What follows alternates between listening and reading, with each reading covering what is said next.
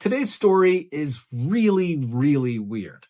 Now, we've been sitting on this topic for some time because it's totally fascinating, but we just weren't sure how to approach it. But recently, we kind of figured out a clever way to tell it, which you'll hear today. But just know, going into this story, that a lot of what happened in this story has never been fully explained. And so we did our best to make this make sense, but I'm sure many of you at the end of this video are going to be like, what did I just watch? And if that's you, I would encourage you to just Google the case yourself because it's totally wild. But before we get into that story, if you're a fan of the strange, dark, and mysterious delivered in story format, then you've come to the right place because that's all we do, and we upload once a week. So if that's of interest to you, the next time you see the like button choking on a piece of food, immediately get up and perform the Heimlich maneuver, but on yourself. Also, please subscribe to our channel. That's so stupid. Also, please subscribe to our channel and turn on all notifications so you don't miss any of our weekly uploads. Okay, let's get into today's story.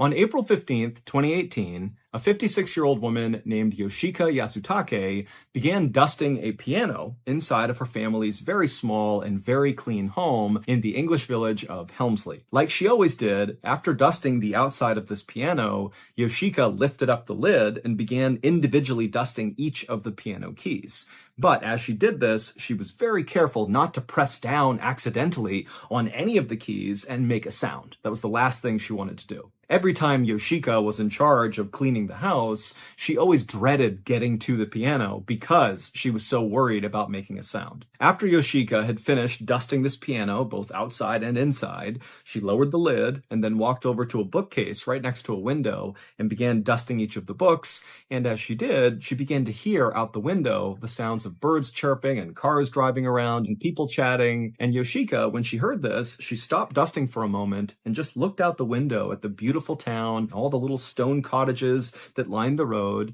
And as she looked out there and listened to the sounds of her village, Yoshika was struck with a sadness about all the things that she was missing out on. Once, Yoshika had been a world-class pianist. She had trained at the Royal College of Music, which is one of the most prestigious institutions in London, and she used to play packed symphony halls where sometimes in the audience would be literal members of the royal family. I mean, she was a really big deal. But Yoshika didn't play the piano anymore because her younger sister, Rina, had come back home. Now, as soon as Yoshika thought of Rina, she got angry and instinctively just turned and stared at Rina's closed bedroom door. And just for a moment, Yoshika wished that Rina had not come home. Because ever since Rina had come home, it was like all of Yoshika's family had decided that nothing else was important. Rina was the only thing that mattered. The Yasutake family consisted of Yoshika, as well as, of course, Rina, who was 49 years old. And they both had a brother who was 51 years old, and his name was Takahiro, and the three siblings' mother also lived with them, and she was 80 years old.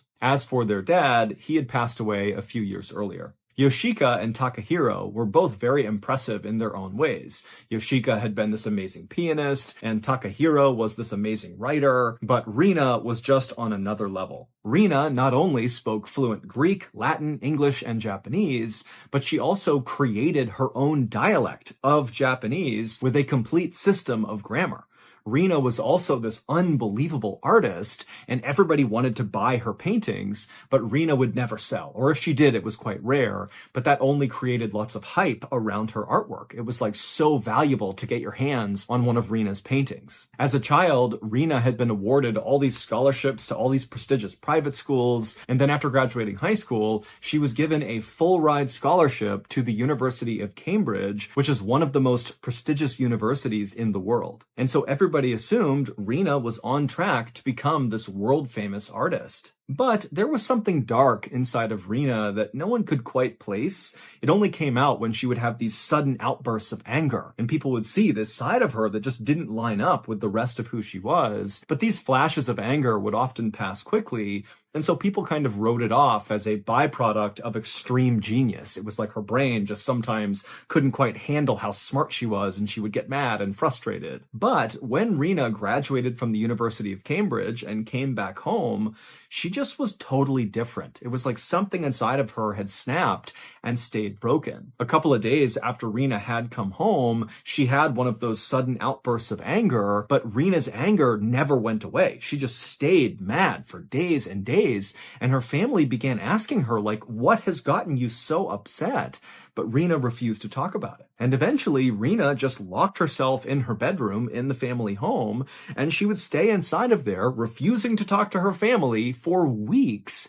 And then when she did finally emerge after several weeks, it was clear Rena was just different. She basically refused to speak to anyone, family included, unless it was absolutely necessary, and she really never left the house or even her room unless it was totally necessary. And it would turn out this was not some post-college phase Rena was going through. This would become Rena's life. She basically became a total recluse inside of that bedroom for decades, to the point where the family's neighbors didn't even know Rena existed because she basically never came out of the house. Yoshika stopped staring at her sister's closed bedroom door and turned her attention back to the books on the shelf. She finished dusting them, and then after she was done cleaning the house. And so she put the duster down, and Yoshika very quietly tiptoed her way over to Rena's closed bedroom door, and very quietly she knocked. Rena hated loud noises, which is why Yoshika was no longer allowed to play the piano, because it was too loud for Rena. After Yoshika gave this light knock, she began counting in her head to 30, because Rena had told her, you do not come in right away. You knock and you wait 30 seconds at least, and then maybe I'll let you come inside. And so Yoshika, she's counting in her head, 1, 2, 3. She gets to 25, 26, 27. And then from inside the room, Rena would tell Yoshika, okay, you're allowed to enter. Yoshika very slowly reached down, she turned the knob and opened up her sister's bedroom door, and it revealed this totally dark room, this very small, cramped space. All the shades and blinds had been drawn, and Rena was sitting on her bed, completely silent. And Yoshika, she kept her head down, being very careful not to make eye contact with Rena. She didn't want to upset her. And Yoshika, she walked into the room, she made her way to the table, and she scooped up all of Rena's dirty dishes. And then Yoshika, she turned around and began walking out again, and as she did, she tried to take a quick glimpse at whatever Rena was working on in her bedroom, because Rena had told her family that she was working on this master work, but wouldn't really elaborate on it. And in order to work on this thing, she needed the room to be dark and the house to be silent, and she needed to focus exclusively on this master work, and the family needed to support her as she did this. But again, Rena just never really elaborated on what this master work was. She would just say that it was very special, and it would combine all the elements of her life, her spirit, her body, her soul. Even the family would be a part of building this master work. And when her family asked her, well, what do you mean? How can we support you in making this master work? Rena would just say, oh, you'll know when the time is right.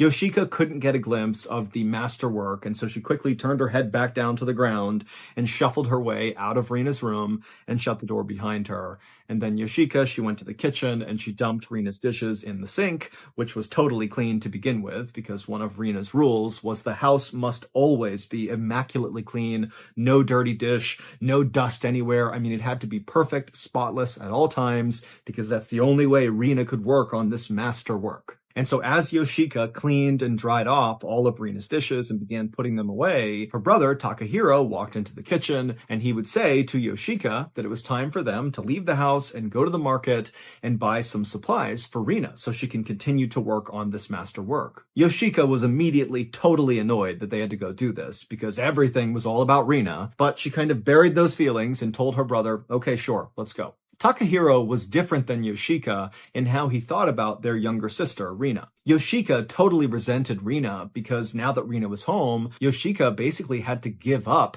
her career as this amazing pianist in order to support Rena in this whole master work she was working on. But Takahiro, he was totally fine giving up his writing career to just focus on supporting Rena, because he really believed in Rena, and he thought that this master work she was building was going to be like the single greatest piece of art in the history of humankind. And so Takahiro felt proud proud to kind of be a part of it. Now, Takahiro, like the rest of his family, had no idea what this masterwork actually was, but Takahiro and Rina had a much better relationship than Yoshika and Rina, and so Rina would tell Takahiro the specific things that she needed in order to build this masterwork. And so that day, Rina had told Takahiro some things she needed, and so he and Yoshika were going to go out and get them. So Takahiro and Yoshika threw on their jackets and stepped outside, and as soon as they were out there, they both flipped their collars up and kind of concealed their faces and put their heads down because they were very careful not to make eye contact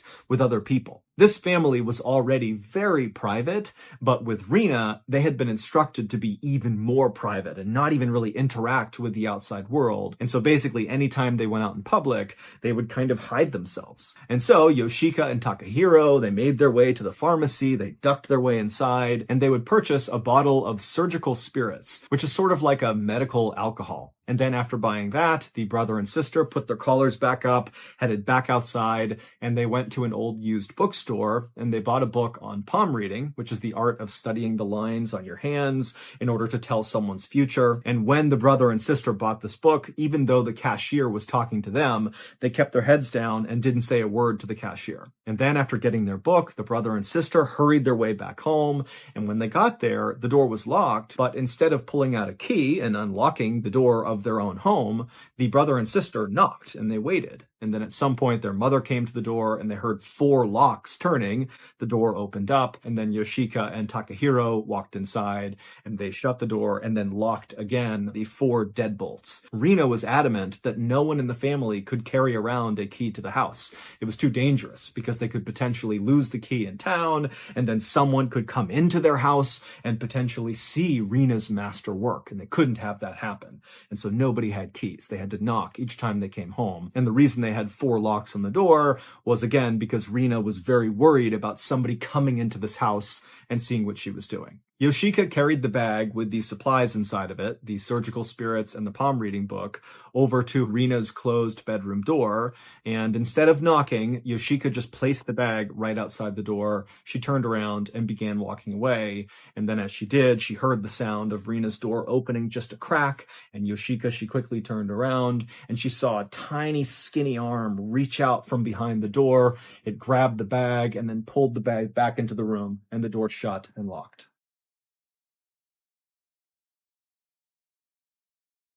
Last year, me and old Singalung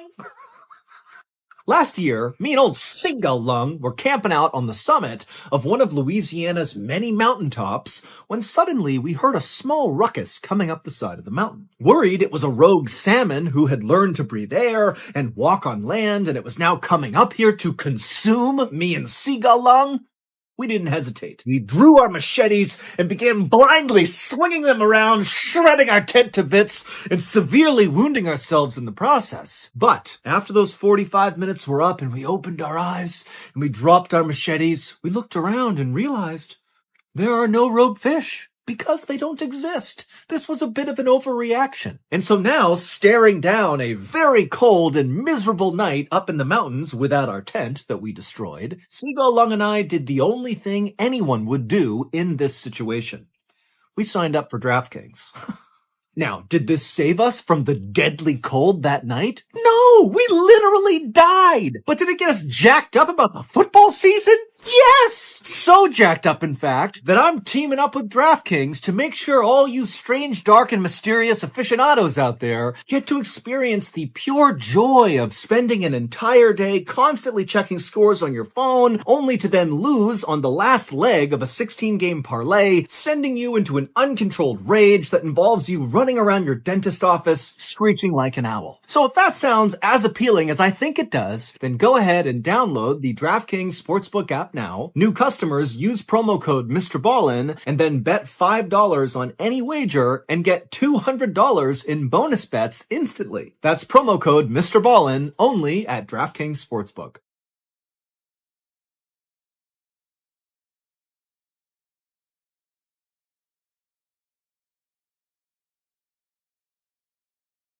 Three days later, on April 18th, 2018, Yoshika was sitting in the kitchen reading a book when she overheard her brother, Takahiro, chatting with Rina. Now, Takahiro and Rina were not facing each other in the same room talking.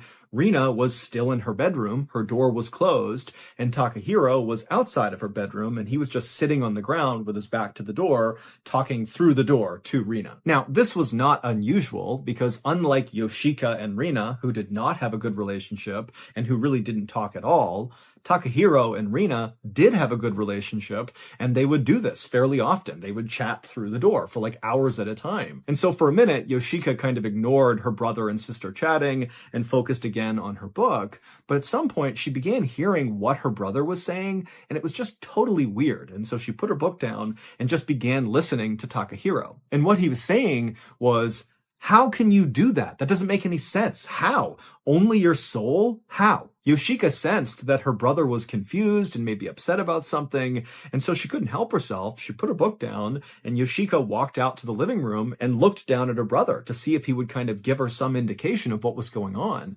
But when Takahiro looked up and saw Yoshika, he and Rina stopped talking, and Takahiro just shook his head, stood up, and walked away. After Takahiro was gone, Yoshika very quietly walked over to Rina's bedroom door, and just out of curiosity, she pressed her ear up against the wood and tried to listen to see if she could maybe hear Rina and catch something she was saying that would begin to explain what she had just overheard. But all she heard was the sound of Rina slowly shuffling towards the back of her bedroom where her bed was, and then it was totally silent. And so Yoshika moved away from the door and went back into the kitchen, and she sat down to read again, but she couldn't focus on the book because it was like this wave of sadness was just coming over her. And the reason Yoshika was feeling this way is she was thinking about the fact that back in the day when she was a kid, her and Rina used to be as close as sisters could possibly be, and for much of their lives, they were very close. Even after Rina began this kind of reclusive lifestyle, they still, were friends. They interacted. But something happened in 2013, 5 years earlier, that totally severed their relationship for good. On that day, Rina had emerged from her bedroom, and Yoshika offered to read Rina's palm. This was something the two sisters did for each other periodically. It was like a way for them to bond. And so Rina held out her hand, and Yoshika took it, and she began tracing a long horizontal line across her palm. Now, Rina's hands were different than most people's hands.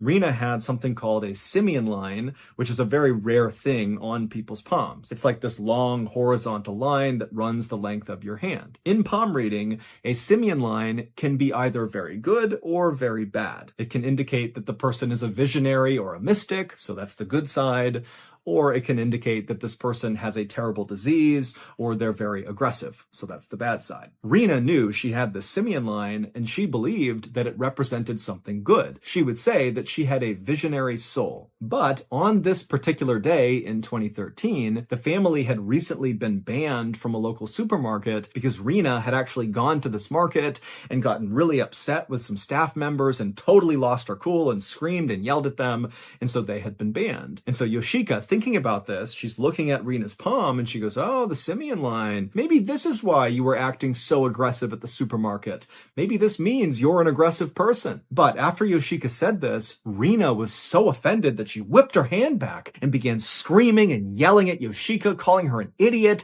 and saying, "You don't understand the vision that I have. I'm going to show the world someday this vision, and you and those idiots down at the grocery store would never understand." And then Rina began beating and punching and kicking Yoshika, and Yoshika's screaming and trying to protect herself, and then Takahiro, the brother, had to run in and separate the two of them. Now, even though Rina was prone to these angry outbursts, this was the first time that she had lashed out physically, and so Rina's mother was concerned that Rina had some underlying condition that was causing her to lash out physically, and so she sent Rina to the doctor, and the doctor would say, there is no underlying condition that led to this. However, it seems pretty clear that Rina is having some kind of psychological breakdown and needs psychiatric treatment, maybe even hospitalization. But Rina had totally rejected this, refused to get treatment, and blamed everything on Yoshika. And then after that, Rina really stopped leaving her bedroom. She left like once every couple of months before that, but now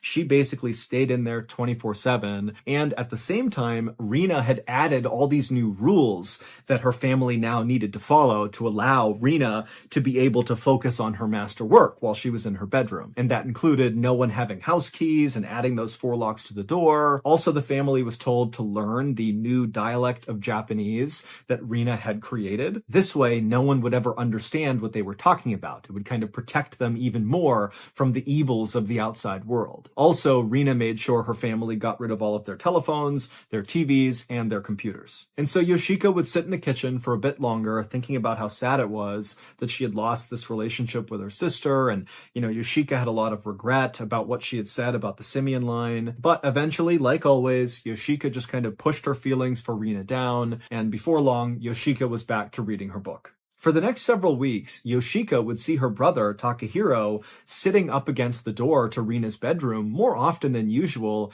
having these kind of hushed conversations through the door with Rena. Also, Yoshika began to notice that Takahiro was now cooking all of Rena's meals. Normally, their mother was the one who cooked Rena's food, but now Takahiro seemed to have taken over that task entirely. As for Yoshika, because she was primarily in charge of being the one to constantly clean the house, that meant she was the one going into Rena's bedroom and collecting her dirty dishes. And as soon as Takahiro had begun being the cook for Rena, Yoshika began to notice that more and more food was being left on Rena's plates. Basically, Rena wasn't eating as much food as she normally did, and this started to worry Yoshika. Rena was already a very small person. She was 4 foot 11 inches tall, barely 90 pounds, and Yoshika worried that, she really needs to eat. She's already so small, she can't afford to miss meals. And then one day in the middle of May, Yoshika went into Rena's bedroom and she saw all of her dishes were basically completely filled with the food she had been given. She basically had not touched them. And Yoshika, she really never actually spoke to Rena when she was in the bedroom.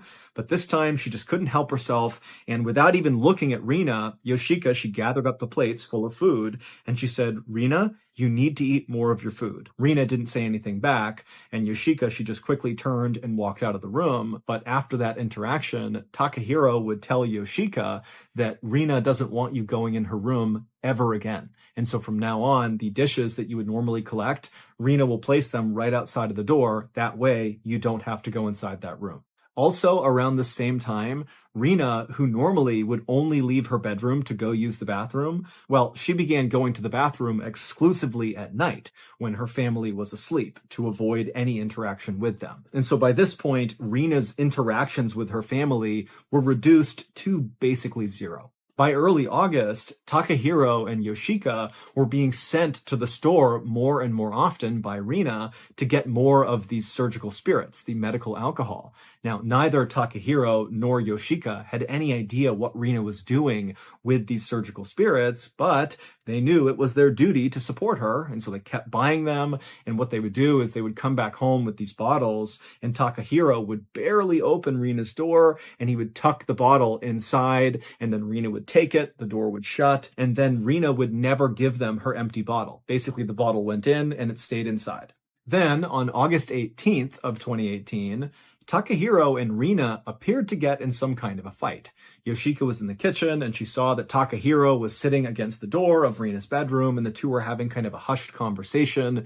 And then at some point, Takahiro stood up and he turned around and faced the door and kind of yelled into it, "I told you your soul was not enough." And then Rena said something back to him, at which point Takahiro said, "No, please, please," as if he was kind of begging with Rena to change her mind. And then before Yoshika could come over and ask Takahiro what was going on, Takahiro just opened up Rena's bedroom door and walked inside, and suddenly the house went completely silent. Yoshika was too nervous to walk over and look inside of the room, and so she just stayed in the kitchen and listened. And for 15 minutes, it was absolute silence. And then Takahiro walked out of Rena's bedroom, shut the door behind him, and he looked very calm. And at this point, Yoshika looked over at him and said, "What's going on?" And Takahiro, he would just smile and tell Yoshika that Rena's masterwork is nearly completed. And then Takahiro asked Yoshika if she remembered when Rena had said, at some point her masterwork was going to require some direct help from the family.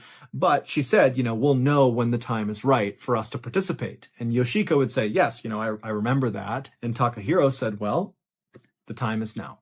Then Takahiro told Yoshika that they had to go to the store and get more surgical spirits. And so really without questioning him, Yoshika went with him. They went to the store and they would purchase 3 times the normal amount of surgical spirits that they normally would. And then when they got home, Takahiro alone would go into Rina's bedroom with these surgical spirits. He would shut the door behind him and Yoshika just sat in the kitchen for about 10 minutes until Takahiro came out again, no longer carrying these surgical spirits. And he would come over to Yoshika and he would say, Rina is ready to reconcile with you. She wants you to sit by the door and talk to her. And if you do that, you can be more involved in creating her masterwork. And at this news, Yoshika felt a mixture of frustration and relief. She had never thought it was fair that Rina had so completely cut her off after that 2013 simian line joke she made while palm reading. Also, Rina had made Yoshika's life so difficult for so long. I mean, Yoshika had basically been forced to give up her dreams of playing the piano, and she had to give up her friends and all of her life ambitions and goals to just support Rina. But despite all of that, deep down, Yoshika missed Rina terribly. They did used to be so close. She wanted to have that relationship again. And so Yoshika walked over to Rina's closed bedroom door. She sat down against it. And at first, she didn't say anything. And Rina didn't say anything either. But then at some point, it was like the floodgates just opened and Yoshika kind of began pouring her heart out about how sad she was, about how her and Rina's relationship had really gone south and how she wanted to fix it. And now normally, on the rare times that Yoshika would talk through the door to Rina, like when she was trying to open it up to drop something off or whatever it was, oftentimes Rina would just start banging on something inside of the room, kind of to tell Yoshika to stop talking and go away. But as Yoshika sat there pouring her heart out to Rina through the door, the one thing Yoshika noticed was there was no pounding coming from inside the room. Rina was listening to her. And then the next day, after Yoshika and Takahiro had gone to the store again and gotten more surgical spirits and brought them back to the house, instead of just Takahiro being allowed to enter Rina's bedroom, this time, Yoshika was allowed to join. And so Takahiro and Yoshika, they went into the dark bedroom and Rina was laying on the bed and they walked over to her and Takahiro showed Yoshika what they needed to do. It was the last step of this masterwork project that Rina was working on. They basically needed to rub these surgical spirits all over Rina's body. Now, Yoshika didn't really understand why they were doing this, but she respected that this was part of Rina's plan, and frankly, Yoshika was just happy to be included in creating this masterwork, and so she didn't really ask any questions. And so after the brother and sister had rubbed this alcohol all over Rina for about 10 minutes, they walked back outside, they shut the door, and then Yoshika, she stayed back and sat down against the door and kind of poured her heart out again to Rina, and it was just very therapeutic. And in many ways, this was the first time that Yoshika was feeling happy again. I mean, she was finally starting to repair this relationship with Rina. And so over the next several weeks, this became Yoshika's new daily routine. Her and her brother would get all these surgical spirits, they'd come home, they'd rub them all over Rina, and then over the course of the day, Yoshika would stop by the door and chat with Rina through it, and that was it. And then on September 25th, 2018, after Yoshika and Takahiro had applied these surgical spirits to Rina's body, Yoshika told Rina that she had a very special surprise for her. Yoshika was in a really good mood this day because, one, she was feeling really good about her new relationship with her sister, but also, two, when she had gone to the pharmacy earlier with her brother, normally they didn't have any interaction with the pharmacist who sold the surgical spirits, mostly because Yoshika and her brother did their best to kind of like hide themselves and make it very clear they were not looking to talk. But on this particular day, the pharmacist had been very talkative and was trying to talk to Yoshika, and Yoshika, she decided she would talk back. Now, their conversation was not very substantive. Basically, the pharmacist finally had asked Yoshika, why are you buying all these surgical spirits? And Yoshika would say, oh, they're for my sister Rina, and, she needs more and more of them every day, and, she's working on something special, and we don't really know what it is, but this is part of it, and we know whatever she's doing, it's going to be worth it. And so even though this conversation seems kind of meaningless, for Yoshika, who had virtually no contact with other people, it was great having that little talk. And so when she came home, she just felt ready to do something special for Rina. And so after Yoshika and Takahiro had left Rina's bedroom after applying these surgical spirits, Yoshika went to go give Rina her surprise. And so Yoshika, she walked over to the family piano that was not far from Rina's bedroom door.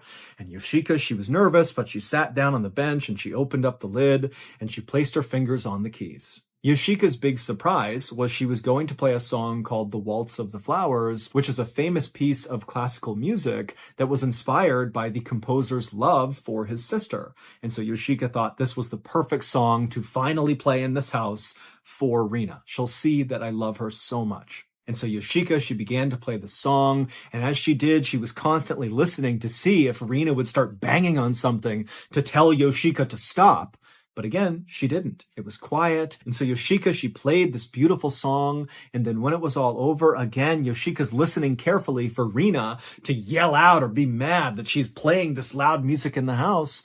But it was just quiet. And so again, Yoshika just felt this closeness to her sister. And before long, Yoshika felt tears of happiness coming down her cheeks. But then, as Yoshika closed the lid of the piano, she did hear a banging, but it wasn't coming from Rina's bedroom. It was coming from the front door. And then a moment later, Yoshika heard someone scream from outside the front door, "Police, open up!" But before Yoshika could go to the door to open it, her mother had ran to the door. She opened all 4 locks, but then only opened it a crack and tried to yell at the police to go away, go away. But the police, they were kind of pushing on the door, trying to get the mother to get out of the way. And Yoshika, she kind of moved over and looked through the crack, and she saw it wasn't just a couple of police officers. It was a whole army of police officers and firefighters and EMTs. There was an ambulance. And then before long, the police officer that had been yelling, open up, he finally just pushed and got the door open all the way. And then a swarm of people in uniforms flooded the home. And as soon as all these officers were in the house, they immediately began opening up every door like they were looking for something. And then finally they got to Rina's bedroom and they opened the door. And as soon as they did, Yoshika watched as the officers just stopped at the doorway and they began cussing and yelling and turning their faces away. And then the officers went into Rina's bedroom. And then a minute later, they began talking on their radio. And then EMTs came into the house with a stretcher. They went into Rina's bedroom. And then before long, Yoshika, Takahiro, and their mother watched as the stretcher came out again with these officers and EMTs, and on the stretcher was Rina, and she looked terrible. Her eyes were sunken back in her head, and her skin was so pale it was practically see-through. I mean, really, she just kind of looked like a skeleton. The real story of what happened inside of that family's home would quickly become international news. And not because Rina was secretly creating a masterwork of art in her bedroom. Here's what really happened.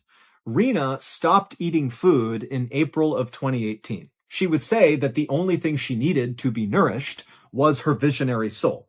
And so basically, because she had this visionary soul, she didn't need food. That was the conversation that Yoshika had overheard between Takahiro and Rina when Takahiro was saying, "Only your soul? How? Well, he was trying to figure out how Rina was going to survive by being nourished by her soul. It didn't make any sense. Fast forward 4 months to August 18th, and again, Yoshika had overheard her brother and her sister talking through the bedroom door, except on this day, it sounded like Takahiro was fighting with Rina, because at some point he had stood up and yelled through the door, "I told you your soul wasn't enough!" And then he had busted inside of Rina's bedroom and stayed in there in silence for 15 minutes, only to come back out again and very calmly tell Yoshika that, don't worry, Rina is nearing the end of her master work, and we just need to go out and get her more surgical spirits. Well, it would turn out the reason Takahiro was mad and yelled through the door at Rina is because he was trying to talk to her through the door and she wasn't talking back. And he suspected it was because she wasn't eating. And so he had yelled at her about that and then barged into her room only to find Rina totally unresponsive, not moving, not talking, nothing. And so he just stood there wondering what to do. And so as Takahiro is standing there, it clicks for him that now is the time. Now's the time to get involved. And so Takahiro left the bedroom, he grabbed Yoshika, they went to the pharmacy, they got more surgical spirits, they came back, and Takahiro alone went into Rina's bedroom and covered her head to toe in these spirits, because that was something she had wanted him to do before, and he believed that that's what she needed right now, because she can't talk, she can't move, she needs more of these spirits. That's going to help her visionary soul nourish her while she completes this master work. And for the next month, Takahiro and Yoshika would continue to apply these spirits to Rina's body, believing they were helping her complete her master work. On September 25th, when Yoshika and Takahiro were at the pharmacy getting more spirits, the reason this pharmacist finally struck up a conversation with Yoshika is because over time, the pharmacist had noticed that every time they came in to buy these surgical spirits, they smelled so bad. And on this particular day, when they came in, the stench was just overwhelming. And so the pharmacist finally had asked Yoshika, what are these surgical spirits for? And Yoshika would give this totally weird answer about how the spirits were for her sister, and she was working on this master work in her bedroom, and it was all going to be worth it. And so when Yoshika and Takahiro had left that day, the pharmacist was just so weirded out and alarmed by them that he called the police. And when the police arrived at the family's home, they discovered that Rina was not building a masterwork in her bedroom. She was just dead in her bed and had been for 6 weeks. Rina died around August 18th, which is the day that Takahiro came into the room and discovered her unresponsive, which meant there was never any reconciliation happening between Yoshika and Rina. It's unclear why Takahiro had told Yoshika, hey, Rina's ready to reconcile with you, because again, Rina was dead at the time, so there's no way she would have said anything to him. And so when Yoshika was having these supposed heart-to-hearts through the door with her sister or playing music for her, that wasn't real. The only real thing that was happening is Yoshika and Takahiro, from August 18th until the end of September when the police busted into their home, they would spend nearly every day rubbing this weird medical alcohol all over their dead sister's body because that's what they believed she wanted, when in reality, all this alcohol was doing was actually mummifying her body. Yoshika, Takahiro, and their mother were all charged with preventing a proper and decent burial. As for Rina, her cause of death could not actually be determined, but based on what she looked like, they assumed she died from starvation. The court would eventually drop the charges against the family, saying that basically the family was too mentally ill to stand trial. And this was because the court had discovered that Yoshika, Takahiro, and their mother actually had not accepted that Rina was dead. They believed she was actually still alive, that all the work they had done rubbing those spirits on her had nourished her soul, and she was still working on this master work. And as of a few years ago, the family is still living in that same cottage, and it's not clear if they ever actually came to understand that Rina was in fact dead.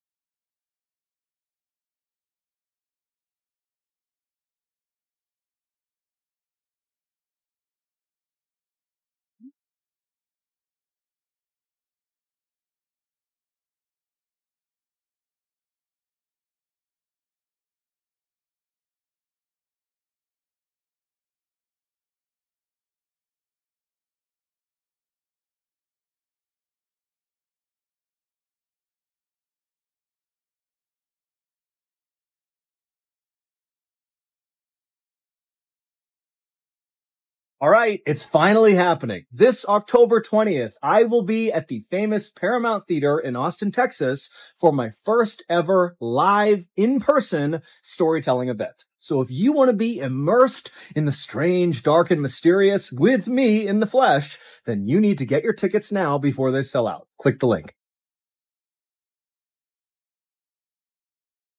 So that's going to do it. If you enjoyed today's story, be sure to check out our podcast called the MrBallen Podcast, where we have literally hundreds more stories just like this one, but many of them are exclusive to the podcast, so you can't get them on YouTube.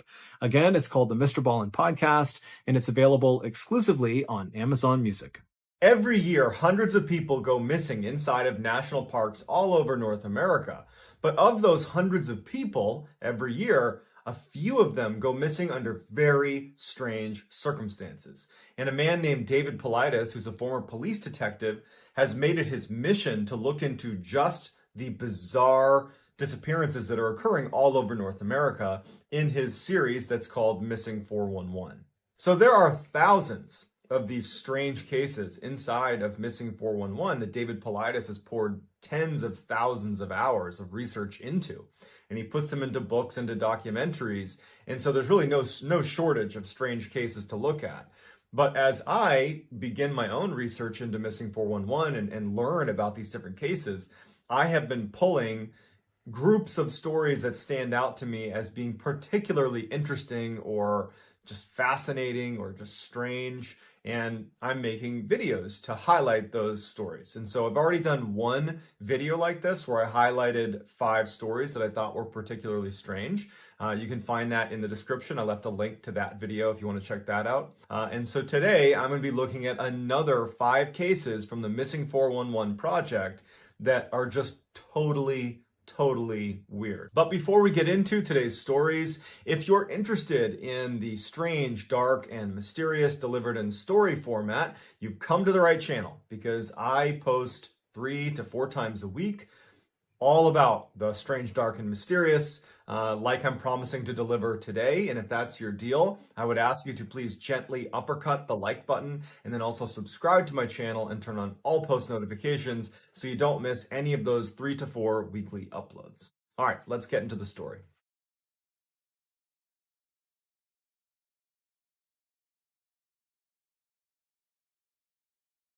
So this first one really takes the cake for just being strange.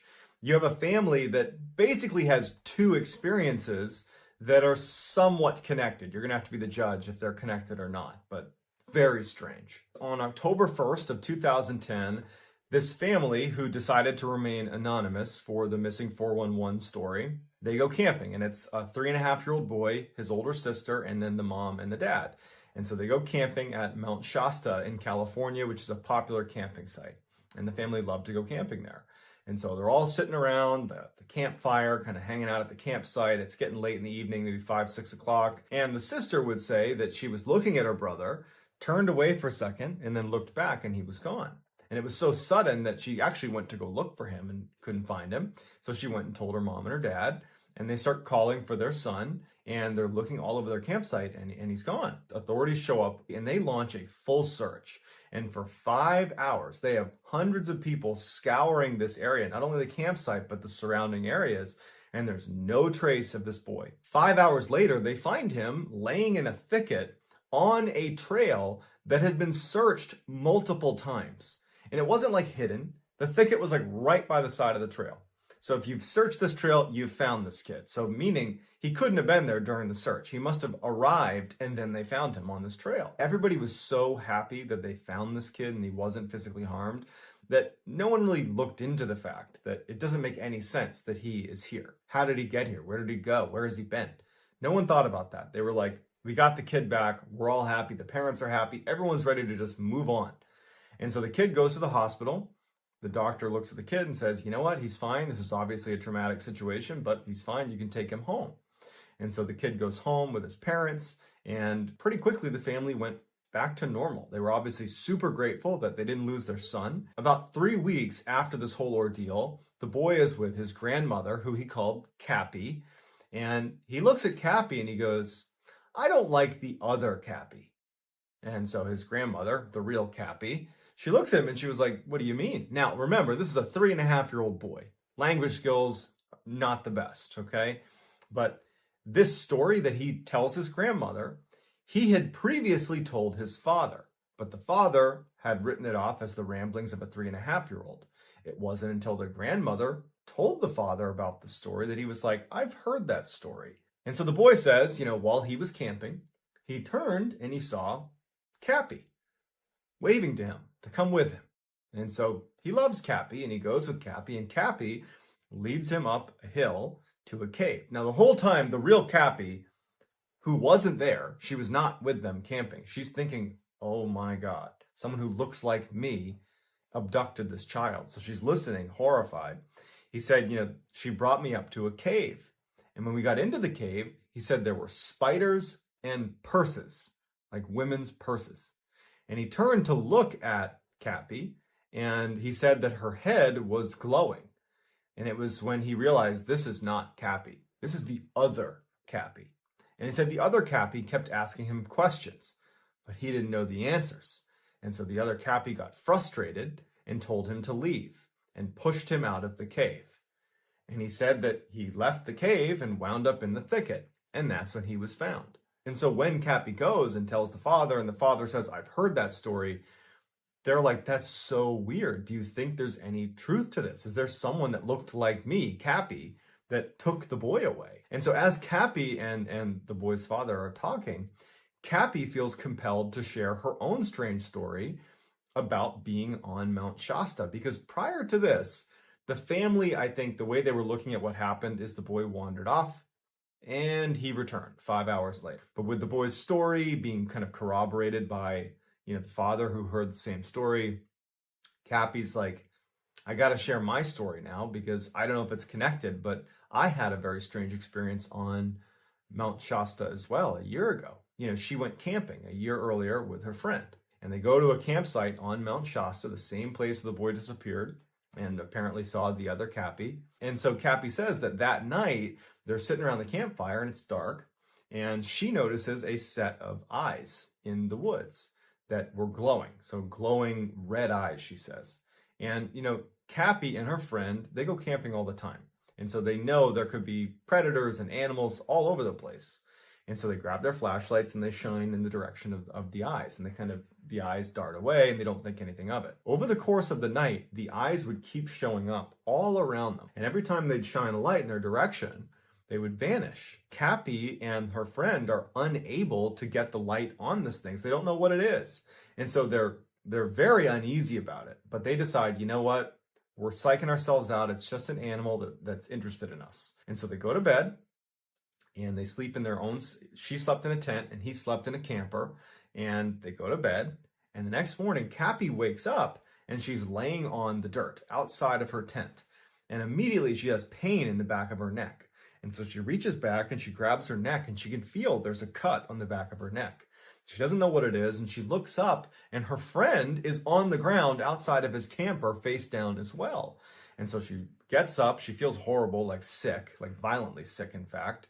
And she kind of staggers away over to her friend who is laying there, and she can see too that he's got a mark on his neck. And he gets up and he's like, what happened? And they assumed that they had been bitten by, a poisonous spider. That's actually what they believed, because it was a little puncture wound on both of their necks, and that it had caused them to be sick and delirious. They'd wandered out of their camper and their tent, and they'd wound up on the ground.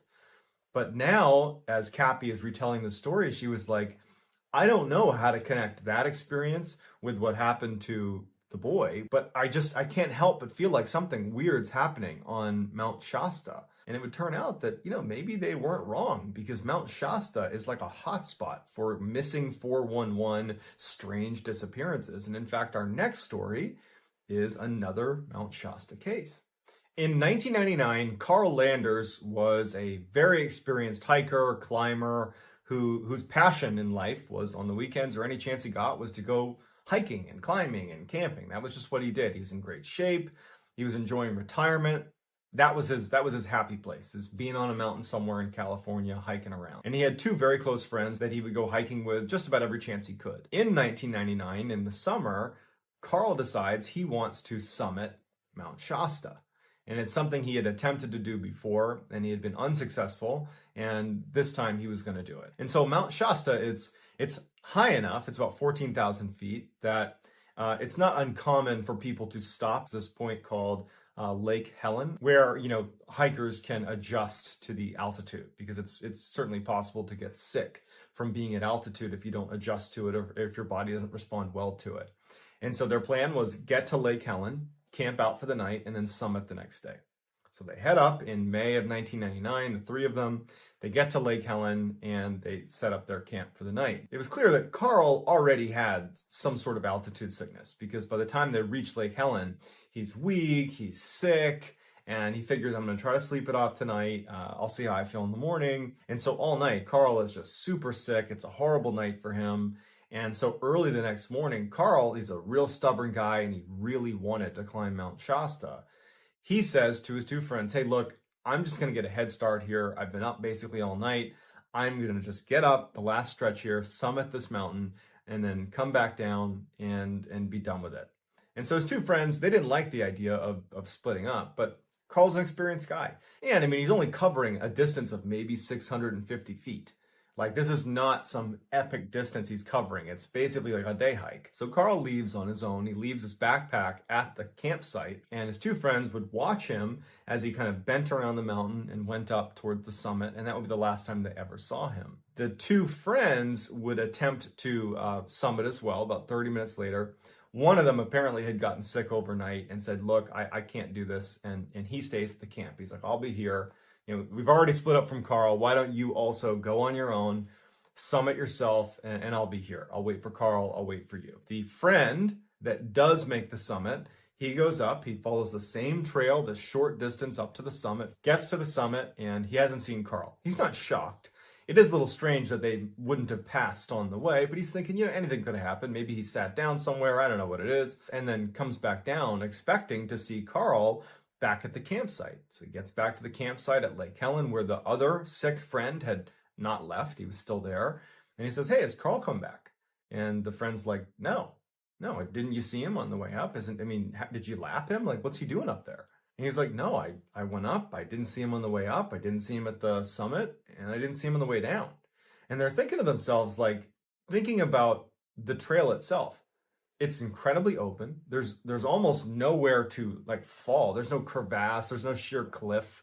You know, there's almost no vegetation really to obscure you. It just didn't make any sense that you could vanish. A huge search is launched. They never found anything. There was also 50 to 100 people in the area that day, and nobody knew where he went. No one saw him. No one had any idea what happened to him. They interviewed everybody there. No one knows what happened to Carl. The only clue that we have of Carl is the backpack that he left at Lake Helen before he made the summit run. Other than that, for 20 years, we have no clue what happened to him. None. So this next story is really creepy. One of the strange phenomenons that you get inside of these missing 411 stories is you have people that go missing really suddenly, like as if they were pulled away at high speed and just ripped off the face of the mountain. And this story is one of those stories. In 2010, Eric Lewis was 57 years old. He was an extremely experienced mountain climber, and he had two very close friends that were also very experienced mountain climbers. And they decided that they wanted to go hike Mount Rainier in Washington State, which is a huge mountain. And they were doing a climb that was fairly technical and fairly dangerous, and it required the three of them to be tethered together on the same cable. And so as they're making this ascent of Mount Rainier, you have friend one in the front, friend two in the middle, and then Eric Lewis is the third guy on the line all the way down. And so the way it worked is the first climber, friend number one, if he wanted to rest, the other two climbers would keep climbing up to his position and take a rest with him. So he was kind of in charge of setting the cadence of how quickly they were going to climb this mountain. And so over the course of the day, the first climber would stop periodically, and then the second climber and Eric would make their way up and wait and relax. All day that was happening. And then one time they come to a stop, and there's been nothing weird happening. Nothing's happened to this point. Everything feels very normal. The first guy stops, the second climber gets up to him, and then Eric doesn't show up. And so they pull on the line, and it's very light. And they pull it up, and the rope has been cut. Like, Eric's gone. And they're like, okay, only in an emergency would you cut the line. And so they just start immediately descending because they're like, well, it just snowed. It'll be very easy to track his footsteps. If he cut the line, he must have had a reason. Let's follow his footsteps to wherever he went. But the only footsteps on the mountain were the ones walking up attached to the rope. Basically, Eric had been walking up, leaving footprints right behind the other two. And then the footprints just stop. There aren't footprints that go back down. It was like he was pulled off of the mountain. And so they start walking down thinking they're going to run into him, but they don't. The weather gets bad enough that they ultimately abandon the hike. They go down and they're like, geez. They tell the authorities and they're looking everywhere and they can't find him. And then they discover this creepy cave that's like 200 feet down and away from where they were hiking. That would have been very hard to get to. Inside of this ice cave is Eric's gear, but no Eric. And they've never found Eric's body. But for that gear to get into the cave, it wasn't just, hanging on the edge. It was inside the cave. But there was no footprints leading to the cave. There's no footprints anywhere. It was just like inexplicably, Eric's gear winds up deep inside an ice cave 200 feet away, and Eric's body was never recovered, and no one has any idea what happened to him. So the last story is actually really two distinct stories, but they together make up a particular phenomenon that occurs inside some of these missing 411 cases, and that's when some creature takes a child and actually protects them. In 1868, a 3-year-old girl vanished abruptly from her father's camp in northern Michigan. The father noticed the girl was gone, in hysterics. He enlists the help of a couple professional hunters that were there with him. They go off looking for this girl, and after a couple of hours of looking, they start to hear what sounds like her voice. And she doesn't sound particularly distraught, but it's definitely a child's voice. And so they kind of cut through this big thicket, and out bursts this massive bear-looking thing that runs away from them. And they didn't shoot it or anything. They just saw this huge animal run away, and they're thinking the worst because they're hearing this child, and now they're seeing this huge animal that looks like a bear running away. And they go through the thicket, and they find this girl who's totally unharmed, who was in this kind of clearing within the thicket where clearly this bear creature had been with her. And the father's elated. He scoops up the child, and the child seems unhurt, and he asks her, like, "Where have you been? What happened?" And she says, "Oh, Mr. Wolf took me here. And Mr. Wolf was feeding me berries, and Mr. Wolf was playing with me." Maybe it was a bear or a wolf or something, but some animal had taken her, brought her into a thicket, and had not harmed her. And so the other instance occurred in 1955 when a family that was made up of mother, father, and their 8 kids were staying in this camp in Montana. And they had all these different tents set up for all their kids. And some of the older kids were staying in one of the tents with their 2-year-old sister, Ida Mae, while the parents were working and the kids were doing whatever they were doing. And so these older kids are sitting deep inside the tent, and near the entrance to the tent is where Ida Mae, the 2-year-old, is sitting. And the tent is open, like the flap is open to the tent. And as they're sitting there, the older kids would later say that a bear wandered past, reached in, grabbed Ida Mae, and scooped her up into its arm. Now, a bear does not do this with its arm, but they described it like this. The bear was holding Ida like this and ran away on 3 legs instead of 4. And so the kids are freaked out because they just saw a bear take their 2-year-old away. They're basically hysterical. They sprint up to their mom and dad. They tell them what happened. And the parents just have no idea how to react to this. They obviously get in touch with authorities. They launch the search. And as they're doing the search, police are asking the kids, like, describe to us again what you saw. And they're like, it was a bear that was like holding our sister like this. And they were like, you got to be more descriptive because bears can't do that. Was it a person? Was it a hairy person? And the police just didn't buy that it was a bear. And so 2 days go by and they haven't found this child. And so the family obviously is thinking the worst. They're absolutely grief-stricken. And then one of the searchers finds the girl. And they find her about 300 yards away from the camp. She was inside of a very intentionally built structure. It was like a crudely built fort. Right against the riverbed. And inside it was like a den, and she was in there and she was totally unharmed and she was perfectly fine. And they take her out and they ask her, like, what happened? And she's 2, but she says, "Mr. Bear fed me berries. Mr. Bear kept me here. Mr. Bear cuddled me." That's all we have. We don't know what this creature was, what bear is able to pull its arm in like this, but she felt totally unthreatened by it. And to this day, we don't really know if that was a bear or something else, but whatever it was, it didn't harm Ida, and Ida never felt threatened by it. These stories are just a fraction of the literal thousands of strange cases that David Paulides covers in his Missing 411 project. So if you enjoyed this video and you might want to see more content just like this, I would encourage you to gently uppercut the like button and then subscribe to my channel and turn on all post notifications so you don't miss any of my 3 to 4 weekly uploads of content just like this. So if you want to get in touch with me, you can message me on Instagram. My handle is JohnBallen416. I'm also very active on TikTok. My handle is MrBallen over there. I go live on TikTok almost every day of the week at around 10 p.m. Eastern. So I hope to see you on other platforms or on YouTube or all of them. But either way, I really appreciate your support. And that's going to do it, guys. Until next time, talk to you later. Cases like this don't happen. Hey, what's going on, guys? MrBallen here. You probably know me from TikTok. In fact, I bet there's a percentage of people that are on this YouTube video just because they watched my TikTok version of this case, the Jamie Close case. And so thank you for making the jump and watching the full version.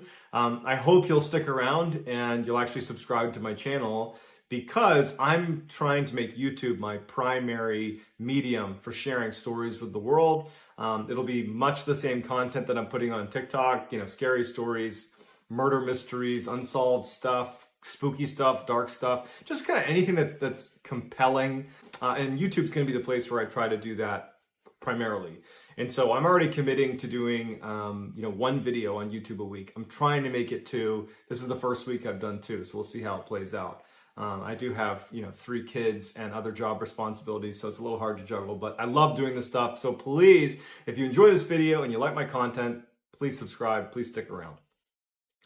So with today's case, the Jamie Close case, the reason I ended up choosing this one and making a TikTok version of it, now a YouTube version of it, is actually pretty straightforward. It's because even though it's true, if you were to make a movie out of this case, the viewers wouldn't really believe it, because the perpetrator in this case has no motive and has no history of committing any crimes. I think he had a parking ticket, and he targets a child.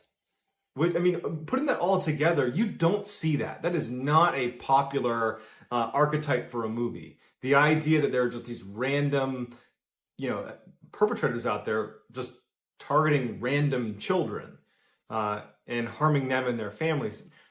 There has to be a motive, especially when it comes to children being involved. There has to be a motive. And in this case, there really wasn't. And even the perpetrator, when he was in prison, he wrote a letter to Jamie and her surviving family members where he kind of tried to explain why he did it, but even he didn't have strong enough language to communicate what it was. He made it seem like it was pretty complicated, and even he didn't know. He just said, hey, look, I'm not a serial killer. I just had to do this, and I don't really know why. So it's just one of the more disturbing cases when you go into it knowing that this whole thing was perpetrated by someone who had no criminal history. He had no connection to the victims, except that he randomly had a chance encounter with one of them.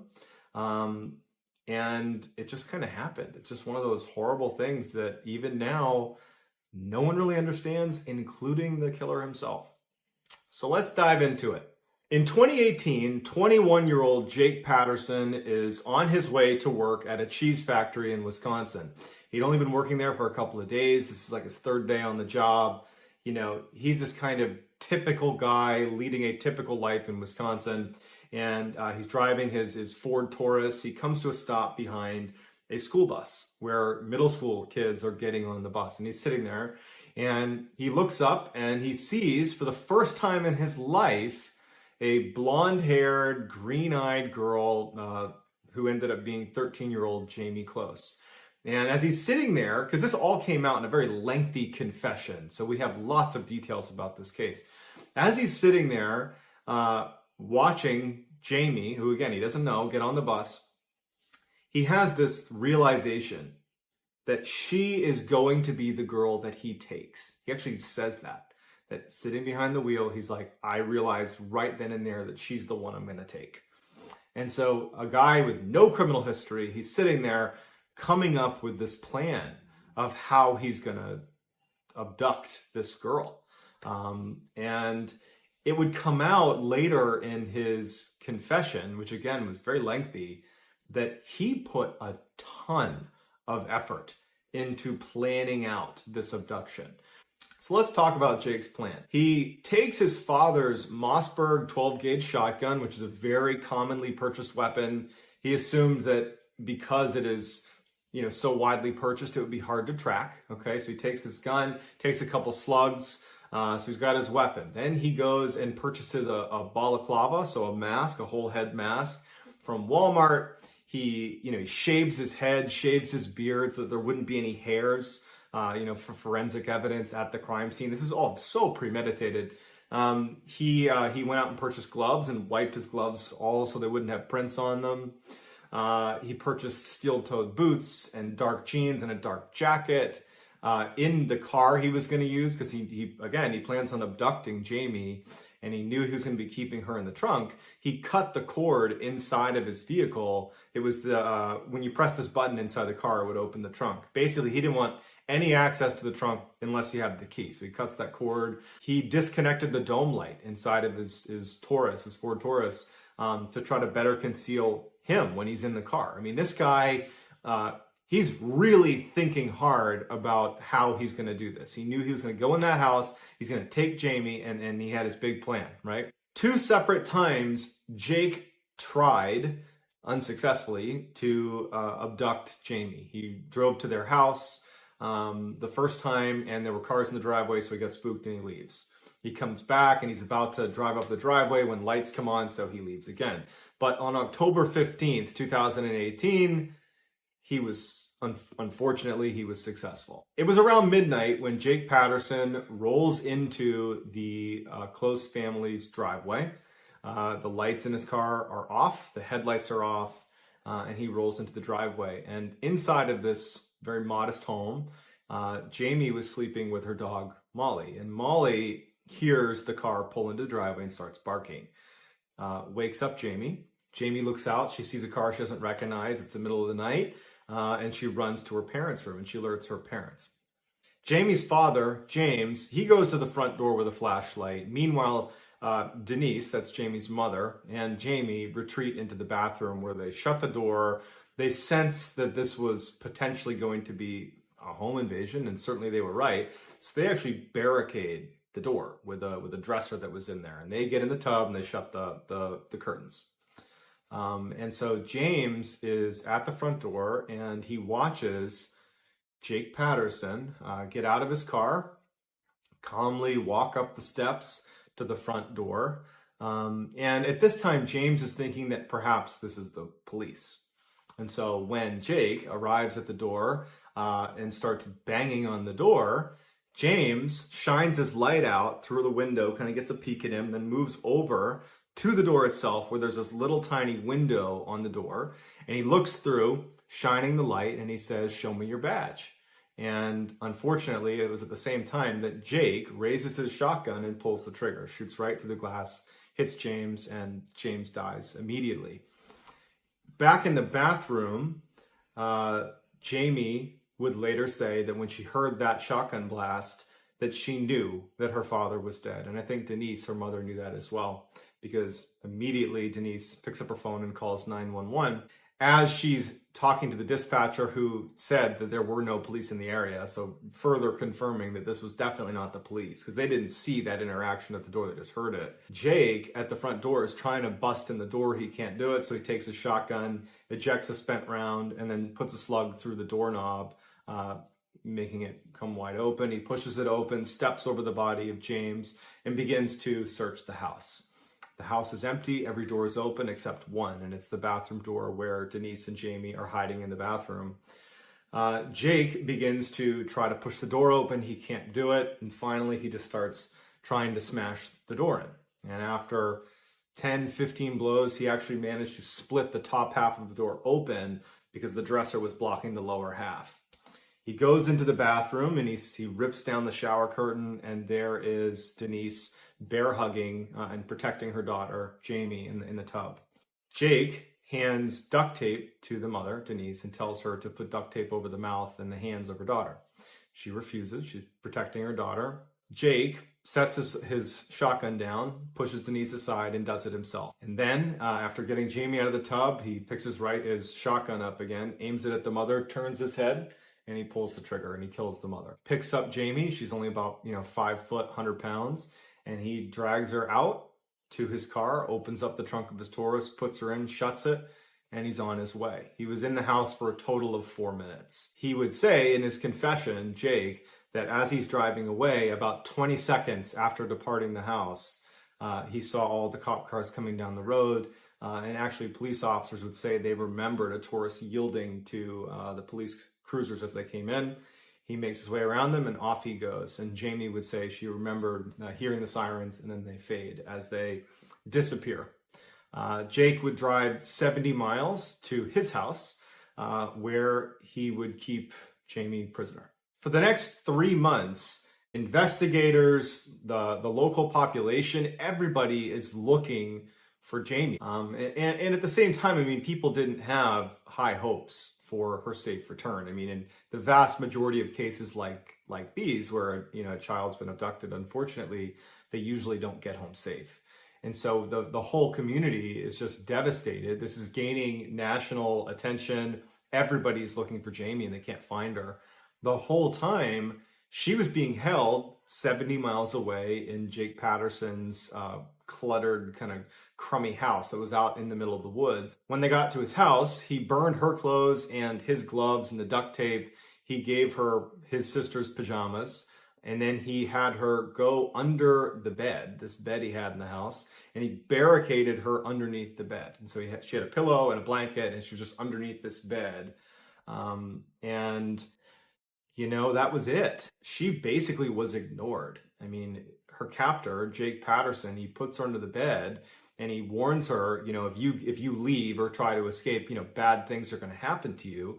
And because she did witness him kill her parents, she knows he's capable of that, and he knows that she knows that he's capable of that. So he had this stranglehold on her where he basically just said, you're staying under the bed and don't you dare leave. And she listened. And frankly, you can't blame her, right? And so she would go stretches of 8, 10, 12 hours of laying under the bed with no food, no water, no bathroom breaks. But ultimately, she was just kind of ignored. There wasn't really a plan for, what was going to happen when she got to the house. He just kind of neglected her. After 2 weeks where he was really on guard and he told her that he was keeping a shotgun right outside her door in case anything went down with the police, when no one came looking for them or when no one arrived at his place, he felt very confidently that he had gotten away with his crimes, to the point where Jamie would say, he started having guests over. He had friends over and he just told her, stay in the room, don't come out. And so for 87 days, that's how it was. She just was neglected. This poor girl was underneath this bed, just wondering what the heck's going to happen, with obviously no time to grieve over the loss of her parents. Mr. Patterson, he really didn't leave the house. And when he did, I think he left one time to visit a grandparent, and he was very aggressive in warning her that he would hurt her if she tried to leave. But for the most part, he didn't leave the house. But you could tell in looking at this case that he became fairly confident that he was just going to get away with this. And so he actually applied for a job. And he left one morning to go to the interview. And it's kind of funny, on his, in a dark way, he wrote on his, what did he write? On his application that he's an honest, hardworking guy. And under skills, he said he doesn't have much work experience, but he shows up to work and is a quick learner. And so here he goes. He goes out to just get a job and go back to normal. And when he left that morning, Jamie, who's under the bed, she's done. She's not going to be a captive anymore. And as soon as he leaves, she pushes aside the barricade of, there's some weights that were there and dressers. She pushes it all aside. She runs out. She puts on his shoes, which are too big for her. She puts them on the wrong feet. And she runs out the door. She doesn't know where she is. She doesn't know anything, but she's gone. A woman was walking her dog around 4 p.m. Her name was Jeannie Nutter. And she sees this girl, this teenager, who doesn't have a coat on. She doesn't have gloves on. It's bitterly cold. They're in the middle of Wisconsin in the wintertime. And she sees her coming towards her, and she can tell kind of instinctively that something's wrong. Okay, this is not just some nice kid coming down the road. There's an issue here. And as she got closer, and the girl said, "I'm lost. I need help. My name is Jamie." The woman, Jeannie, said that she immediately knew who it was. She lived in the area, and she had seen the posters up for Jamie. She knew exactly who she was. She gave her a big hug and held her and said, I've got you. I'm going to take care of you. And so holding her closely, she brings her to a nearby neighbor's house. She said, this is Jamie Close. We have to call the police. And they go in there, and the homeowners got their weapons out, and they guarded the door, and they huddled around Jamie while Jeannie called the police. And the police just didn't even know what to do. They were so shocked that they had found Jamie close that it actually took a minute for them to recognize what they were saying and how urgent it was that you come here right now, because at some point her captor, who can't be that far away, is going to recognize that she's not there anymore. And so they send the police, and luckily Jamie is brought in and is saved. Certainly not from the emotional toll, but she's physically safe. Jake comes home from his big job interview, and he sees that Jamie's gone, and he sees footsteps leaving his property in the snow, and he goes out looking for her. And just because this is the way things go sometimes, he was immediately rounded up by the police. They found his car, they found him. And as soon as he was pulled over, he didn't resist. In fact, he immediately identified himself and said that he did it. Jake Patterson was given a life sentence without the opportunity for parole, so he will die in prison. But to this day, no one really understands how this could have happened. And going back to what I said at the beginning, cases like this don't happen. There's always some reason for a crime such as this. We can't, as human beings, accept that some stranger has the ability to randomly target a child and go as far as to kill their parents in front of them and hold them hostage when they have no criminal history. There's no red flags. He happened to see her getting on a bus, and that was all he needed. I mean, how could that possibly be the case? But in this unfortunate case, it just is. So that's going to do it, guys. I hope you enjoyed this. Please hit like and subscribe. I'll be doing stories like this one and many more, mysteries, scary stories, spooky stuff, interesting stuff on this channel at least once a week. So I hope that you will continue to tune in. And please follow me on social media. I am MrBallen on TikTok, and I am John Ballen 416 on Instagram. If you have story suggestions, you can hit me up on Instagram, and I will definitely get back to you. So that's going to do it, guys. Thank you all very much. Talk to you soon. I will be shocked if any of you can figure out what actually happened before I reveal it at the end of the show. But before I get into today's story, if you're a fan of the strange, dark, and mysterious delivered in story format, then you've come to the right channel, because that's all we do, and we upload 3, 4, even 5 times every week. So if that's of interest to you, then the next time the like button approaches you and says, hey, where's a good place to lay out and get a good suntan, suggest the Faraway Dock on Kidney Mountain. Also, please subscribe to this channel and turn on all notifications so you don't miss any of our weekly uploads. All right, let's get into today's story.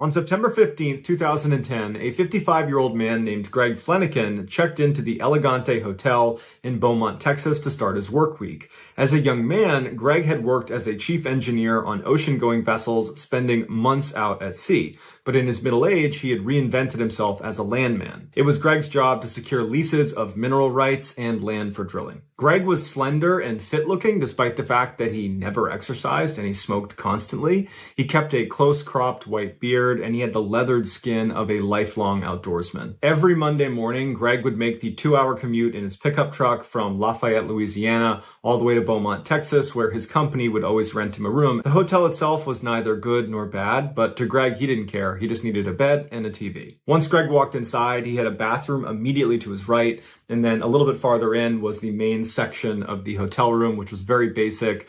Straight ahead, there was a window that looked down onto a small pool that was lined with potted plants.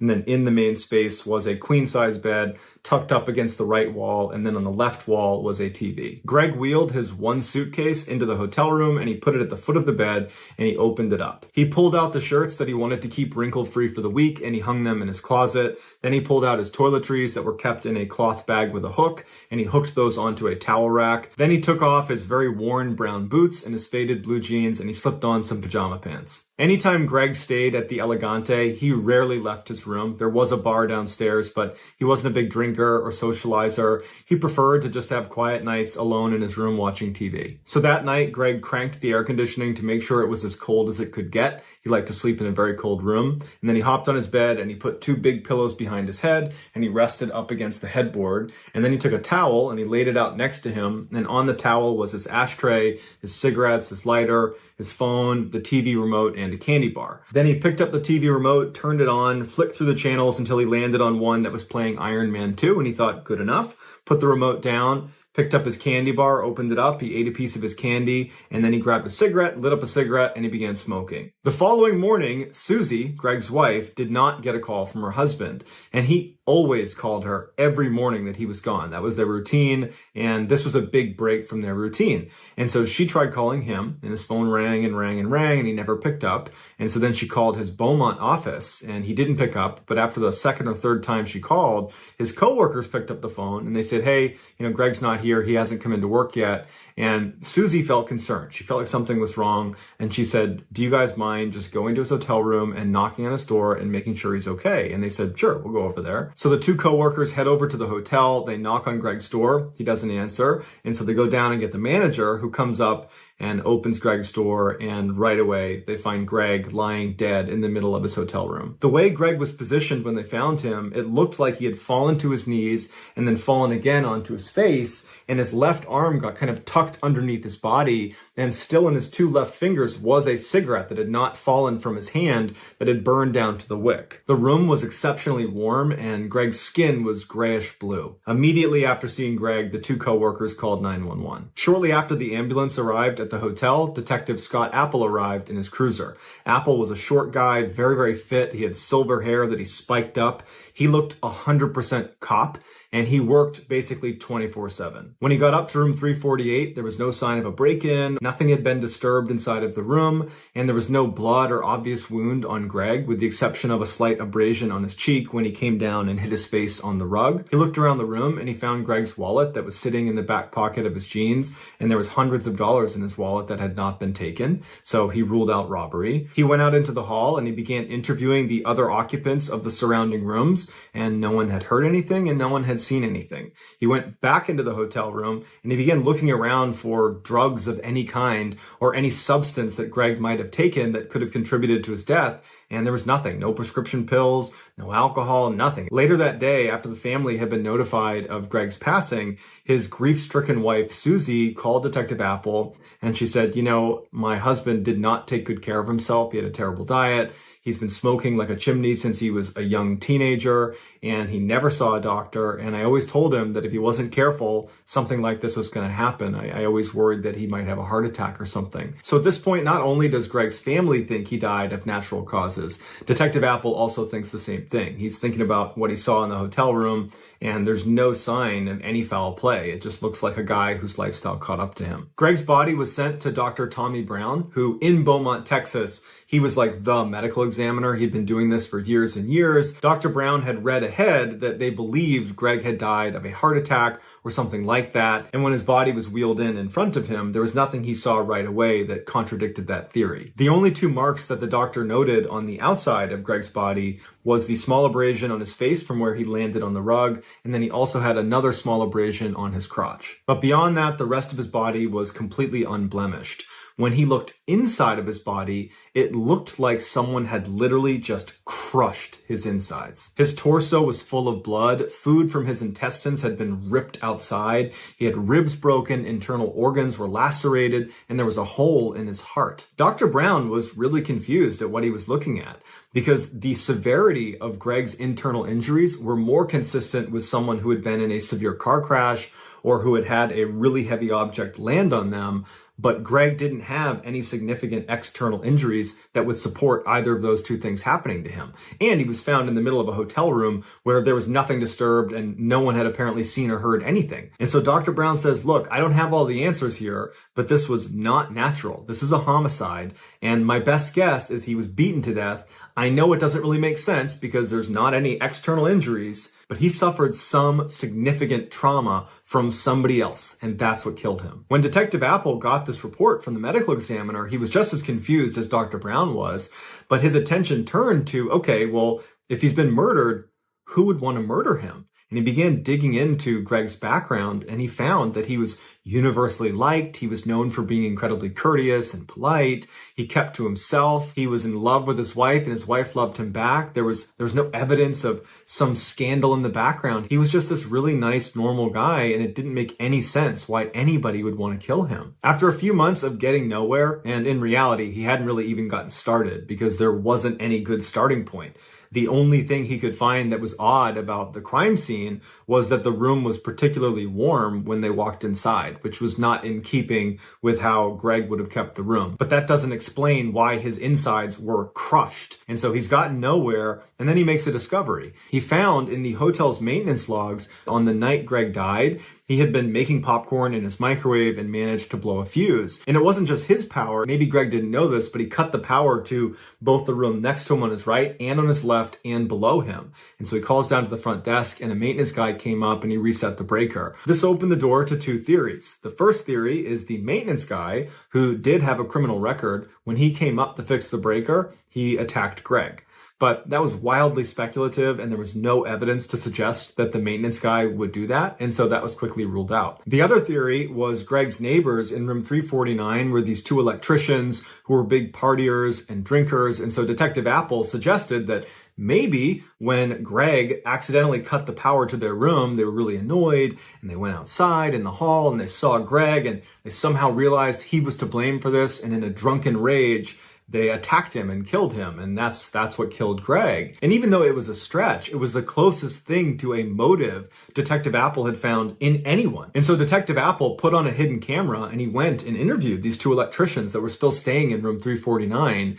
And he said when he spoke to them, they were very forthcoming. They seemed very honest. They were appropriately curious about what happened to Greg. And all they said was, look, we had no interaction with him. We did hear him coughing when we came back from the bar. We were at the bar that night, but honestly, that's the extent of our interaction with him. The electricians offered up their cell phone numbers, their email addresses, and said, anything you need from us, we'd be happy to help. We're really sorry this happened. At this point, Detective Apple is back to square one. No one knows what happened to this guy. The one big lead he had, the maintenance records, proved to be a total dead end. And so unfortunately, this case went cold. 7 months after Greg's death, where there had been absolutely no traction on figuring out what happened to him, Susie, Greg's wife, decided she wanted to hire a private investigator. And her friend suggested she call Ken Brennan, who was a famous private detective who was well known for being able to solve really complex cases. And so on a whim, Susie calls Ken Brennan, not expecting to get through to him, thinking he's probably super busy and has other cases because he's on TV and he's this really famous guy.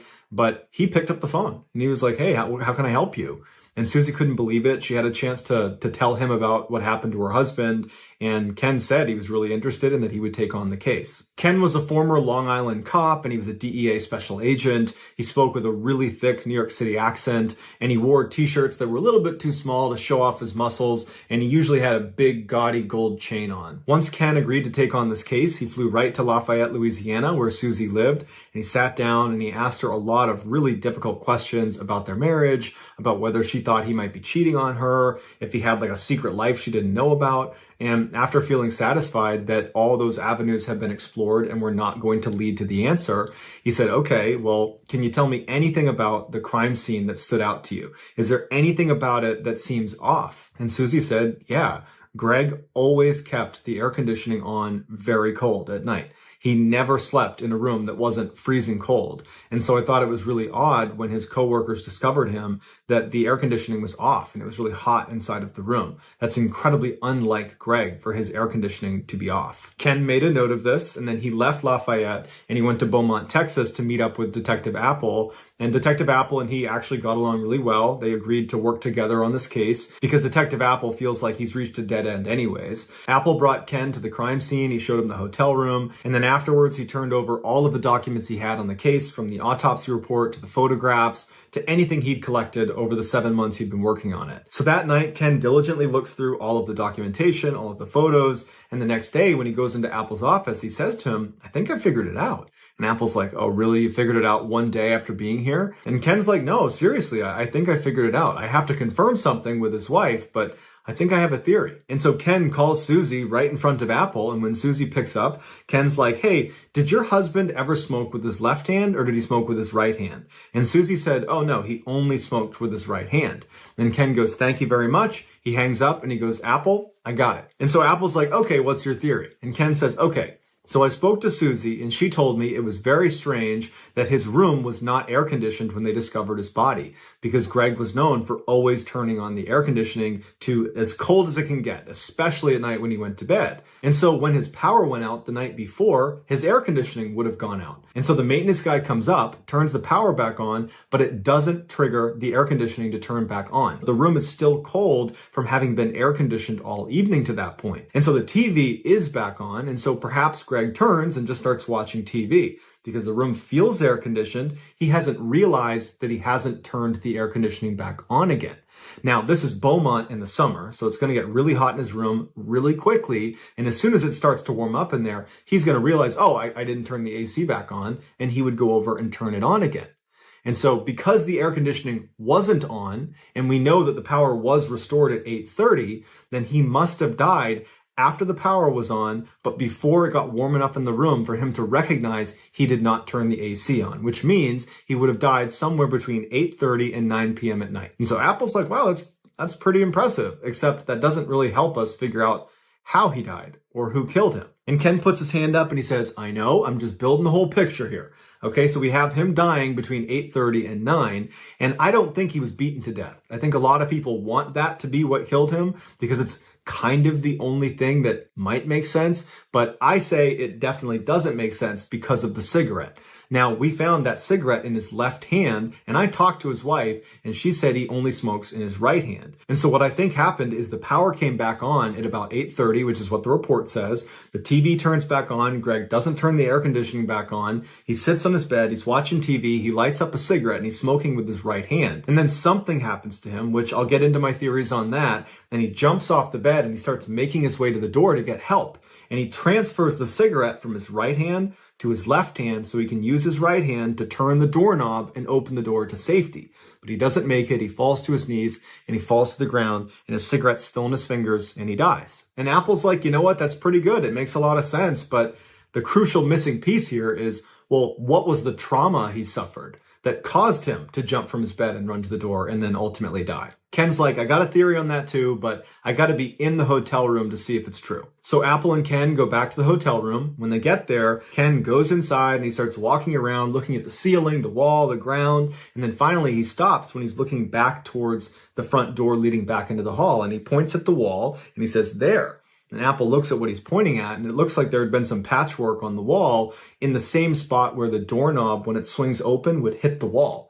And so Apple's looking at it and he's like, that's just from the doorknob. And so Ken takes the door and he opens it all the way to where the doorknob is pressed against the wall. And it's to the right of this patchwork, meaning this patchwork is not connected to the doorknob. Apple was confused and was about to ask questions, and Ken was like on a roll. And he said, hold on. And he goes outside. He goes next door to room 349. They go inside, and Apple walks in the room and he's watching Ken do his work. And Ken's rubbing his hands all over the wall. And eventually he stops. And he looks up at Apple and he takes his finger and he pushes on one spot in the wall as Apple is watching, and his finger goes right in. And what he pushed on was this little chunk of toothpaste that had been wedged in this little tiny hole in the wall, and he pushed it through. Apple brought in a crime scene investigations unit who carefully excavated both sides of this wall, and they shined a laser from 349 into Greg's room, and the trajectory of the laser going through this hole lined up perfectly with where Greg would have been sitting on the bed, smoking cigarettes, eating candy, watching a movie. So Ken and Apple go back to the medical examiner, Dr. Brown, and they say, look, you missed something because Greg got shot. And unfortunately, Greg's body had already been cremated, but they did have the pictures to look at from the autopsy.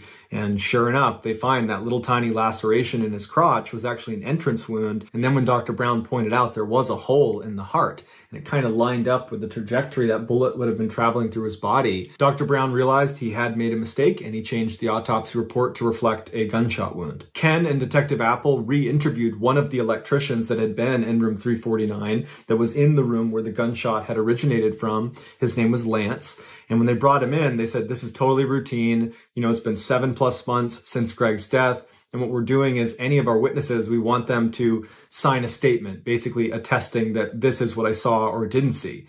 And so they had prepared a statement that basically lined up with the first thing he had told police, which was, I didn't hear anything, I didn't see anything. And they said, is there anything you want to change about your story? Or is this exactly what you saw and heard? And Lance said, yeah, that's exactly, I don't know anything. I wish I knew more. I'm sorry.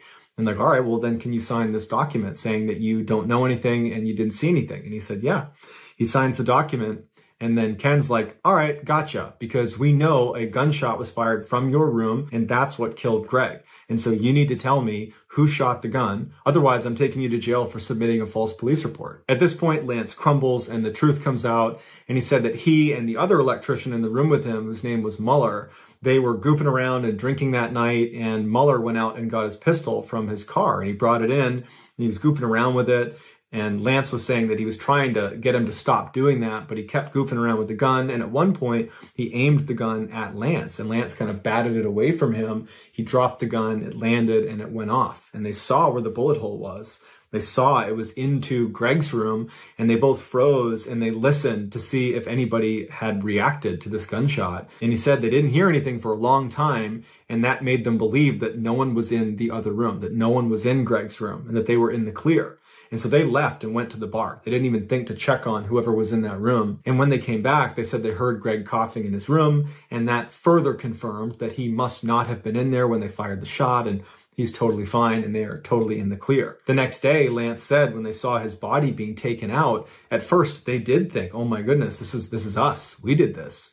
But they overheard Detective Apple walking around interviewing people saying out loud that, yeah, we think this is natural causes. Yep, looks like a heart attack. This is probably nothing. I'm sure it's nothing.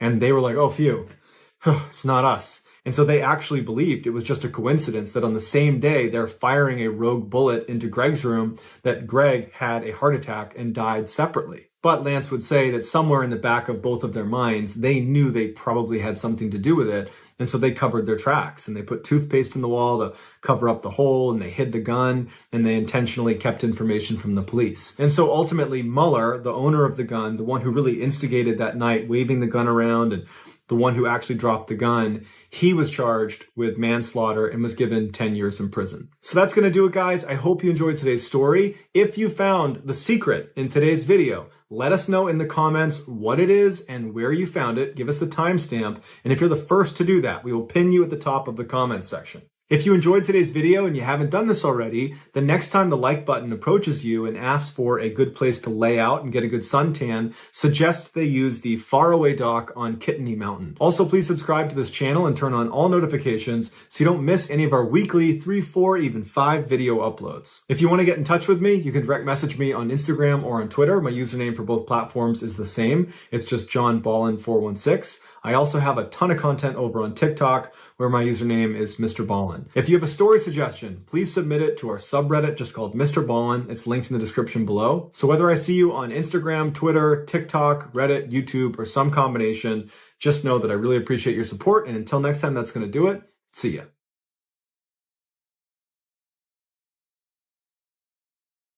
Today, I'm going to share with you 3 progressively more disturbing stories, and at the end of each of them, I'm going to share with you the picture or pictures that are famously associated with them. But before I get into today's stories, if you're a fan of the strange, dark, and mysterious delivered in story format, then you've come to the right channel, because that's all I do, and I upload 3, 4, even 5 times every week. So if that's of interest to you, please wait for the like button to be taking a shower and then flush the toilet. Also, please subscribe to this channel and turn on all notifications so you don't miss any of my weekly uploads.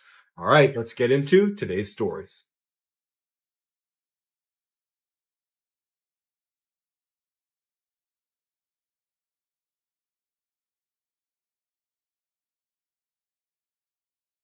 Andrew McCauley was an adventurer. He started as a rock climber and mountaineer, putting up dozens of big wall routes in Australia, as well as alpine first ascents in New Zealand, Patagonia, and the Himalayas in the 1990s. He took little interest in the marquee peaks. He preferred obscure, lesser-known peaks that were more challenging and complex. But in 1998, he fell nearly 30 meters during a climb and shattered his knee, which made it almost impossible to climb at the level he was climbing at before the injury. This injury that initially seemed like a really big setback because he loved mountain climbing, it ultimately spawned his true life passion that he didn't even know about, and that was sea kayaking. He took to kayaking because it didn't really require the use of his legs, and so he was able to continue to push the limits of his mental and physical endurance, but wasn't hampered by a knee injury. And much like his mountain climbing career, he very quickly began conquering all of the most difficult open ocean kayaking routes all around Australia and New Zealand, to the point where he had done all of them. The only one he had not done was the Tasman Sea. Andrew estimated it would take him approximately 1 month or maybe a little bit longer to cross the 1,000-mile journey. Now, his biggest obstacle was not going to be his own physical or mental endurance. It was going to be the weather, because you're going to be out on the water for at least 30 days. There really isn't a weather window you can shoot for. You can't time this journey so you don't hit a storm. It's more about when you hit the storms, how will your kayak hold up? Other kayakers that had attempted going across the Tasman Sea had used these custom-built kayaks that had these elaborate canopies over the top of them, and they had these self-righting systems where if it flipped, it automatically popped right back up. But Andrew wanted to do it with just a basic kayak. He didn't want all the bells and whistles. He wanted this to be kind of pure. But he did need to create a sort of system to protect himself in the middle of one of these storms. And so he literally went into his backyard and constructed this fiberglass that looked like a trash can that sat over his cockpit on the kayak that he could remove and put on the back of his kayak. And then if he wanted to sleep, he could put it over him, and it was sealed and watertight, and it would protect him from the storm. And if he flipped over, he wouldn't just sink and drown. He called this dome Casper, and he painted a big smiley face on it. And so after months and months of preparing for this journey, finally on January 11th, 2007, Andrew would kiss his wife and his young son goodbye. He would hop in his kayak along with Casper, and he would set sail on his solo journey across the Tasman Sea. For the first 2/3 of the trip, it seemed to be going extremely well. Andrew was checking in regularly on his radio. He had enough food and water. His kayak was holding up. Casper was holding up great at night, so he was able to get some sleep. But some really bad storms that he was anticipating began rolling in kind of all at once in that final third of the journey. During one particularly bad storm, Andrew would remain locked underneath Casper for 28 straight hours as these 30-foot waves would just wreak havoc outside, flipping his kayak over multiple times. I mean, just absolutely terrifying stuff. Inside his kayak, he had this beacon that if he pushed the button, it would send a GPS signal to the rescue crew that would immediately come out and they would save him. And the whole time he's getting thrashed around out in the middle of the ocean, he never presses the button. Because much like he didn't want to have all the bells and whistles on his kayak, he also didn't want any help. So instead, he would send kind of sarcastic text messages to the people on shore, making light of the situation he was in. Like during this storm, he sent a text message that just said, "No picnic today." 12 days after that particular storm where he was locked inside for 28 hours, he had made it to within 80 miles of the finish line. And so he texts his wife and just says, "See you Sunday at 9 a.m.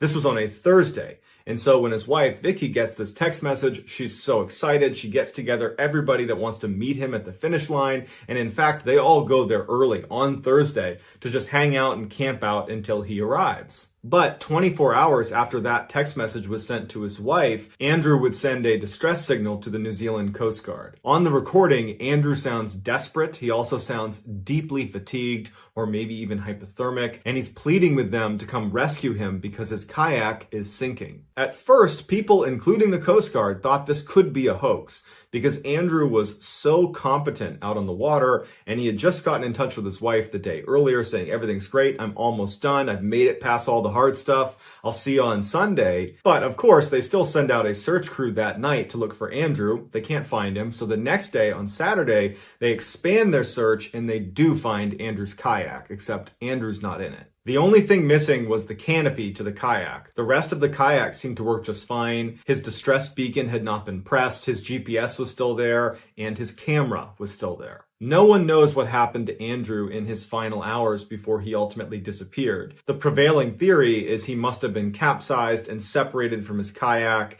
and then was unable to either get back to it or even climb back in because he was so tired. This is the final picture that was taken on Andrew's camera, and you can tell from his expression that he's not particularly happy to be in the situation he's in. And in fact, in some of the earlier video clips he shot, he actually says to the camera that he feels like he bit off more than he could chew and that he wishes he could just be home with his wife and his son. Despite extensive search efforts, Andrew was never found. In 2005, Addie Hall met Zach Bowen when they were both bartending in New Orleans. Addie liked to give Zach a really hard time and kind of played the mean girl as her way of flirting with him. But really what she was doing is testing Zach to see if he could put up with her because she had a mean streak. She would have these crazy, angry outbursts and would yell and scream at people around her, and then she'd turn it off just like that. And she needed to make sure that he could put up with her. Zach, it would turn out, had his own mean streak and his own angry outbursts, and so in many ways they were very similar. Many of Zach and Addie's friends that were around them in those first few weeks they were together did not think this relationship would last very long because of how often they fought with each other. But it just so happened that Zach and Addie had met one another just weeks before Hurricane Katrina came through New Orleans and just devastated the area. And so before it arrived, Zach and Addie decide, let's stick it out. Let's stay here together. Let's ride this storm out together. And it was actually that storm that brought them together, and they both fell madly in love with each other and became totally inseparable. After the storm cleared, Zach and Addie went out into the streets and began cooking food for people, and they had all this alcohol in their apartment, and they set up a makeshift bar outside in the French Quarter and were just giving away drinks to these people whose lives had been devastated by this storm. Their tale of love and colorful survivalism attracted many media outlets, including the New York Times, who did a feature on them. For a time, Zach and Addie felt like the king and queen of the French Quarter, and they were so happy. But when reality set back in and the real cleanup ensued and electricity was restored and people started moving back into their homes and people started going to work again, Zach and Addie were forced back into their old lifestyle, something neither of them wanted to experience again. So for the next year, Zach and Addie struggled to make ends meet. Their bills continued to pile up, and really those two were at each other's throats all the time with these horrible, vicious fights. In October of 2006, when it seems like Zach and Addie's relationship is really on the rocks, they decide in order to reinvigorate their relationship, they're going to move out of their current apartment where there's lots of bad memories, and they're going to move into a new one. They found a little apartment over the famed Voodoo Temple on Rampart Street, and they immediately made a cash offer and they moved in. No sooner had they moved in did Addie go down to the landlord and say, remove Zach from the lease. She had found out that he was cheating on her, and she was preparing to kick him out of her life. Zach found out that he was not on the lease before Addie could confront him about it, and it turned into this wicked fight between the two of them. A couple of days later, Zach showed up for work at the bar, and some of his coworkers recalled that he was acting really funny. He was wearing a hat pulled down low over his head and sunglasses and was really quiet. And when anybody asked him, like, what's going on with you? Why are you acting so strange? He would just tell them he was fine and would quickly walk away from them. Around the same time, Addie stopped showing up for work at all, and her coworkers turned to Zach and said, where's Addie? And he would say that they got into this fight and that Addie had actually left New Orleans and gone back to her hometown in North Carolina. And some people thought that was a little bit fishy because Addie loved New Orleans, but anybody that knew Addie knew she was very unpredictable, and if they had had this huge blowout fight, it is possible that she could have left for North Carolina. A week later, on October 17th, 2006, the New Orleans police receive a phone call from a hotel in the area that spotted what they think is a body laying on the roof of their parking garage. When the police arrived, they could tell it was a deceased man and that he had died from impact, but they couldn't tell if it was a murder, a suicide, or a tragic accident. So they began searching his body to see if there was any indication of what happened, and they pull out a note that's addressed to police in his back pocket. The note is fairly long, but he communicates to the police that this was not an accident. I had to take my own life because I took a life.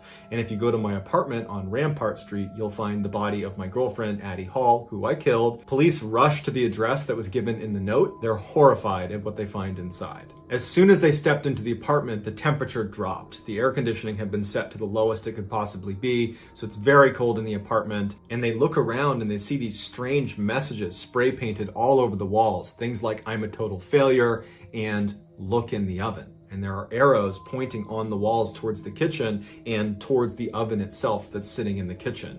And sure enough, when they open up the oven, they find Addie. Police also found Addie's journal, and inside of it, Zach had left an 8-page, very detailed confession of how he had strangled Addie and then had tried to cook her to make it easier to dispose of her body, but couldn't finish the job, and that's when he went to the hotel and threw himself off. Here are some crime scene photos from outside the apartment as well as inside. You can see some of the messages that Zach had spray painted to the wall indicating to go check the oven. And here is the infamous oven where Addie's remains were found, as well as a message left in the kitchen saying that he was sorry he couldn't finish in reference to his inability to finish cooking her and disposing of her body. Crazy as it sounds, this apartment is still being rented out today, and it includes this exact stove.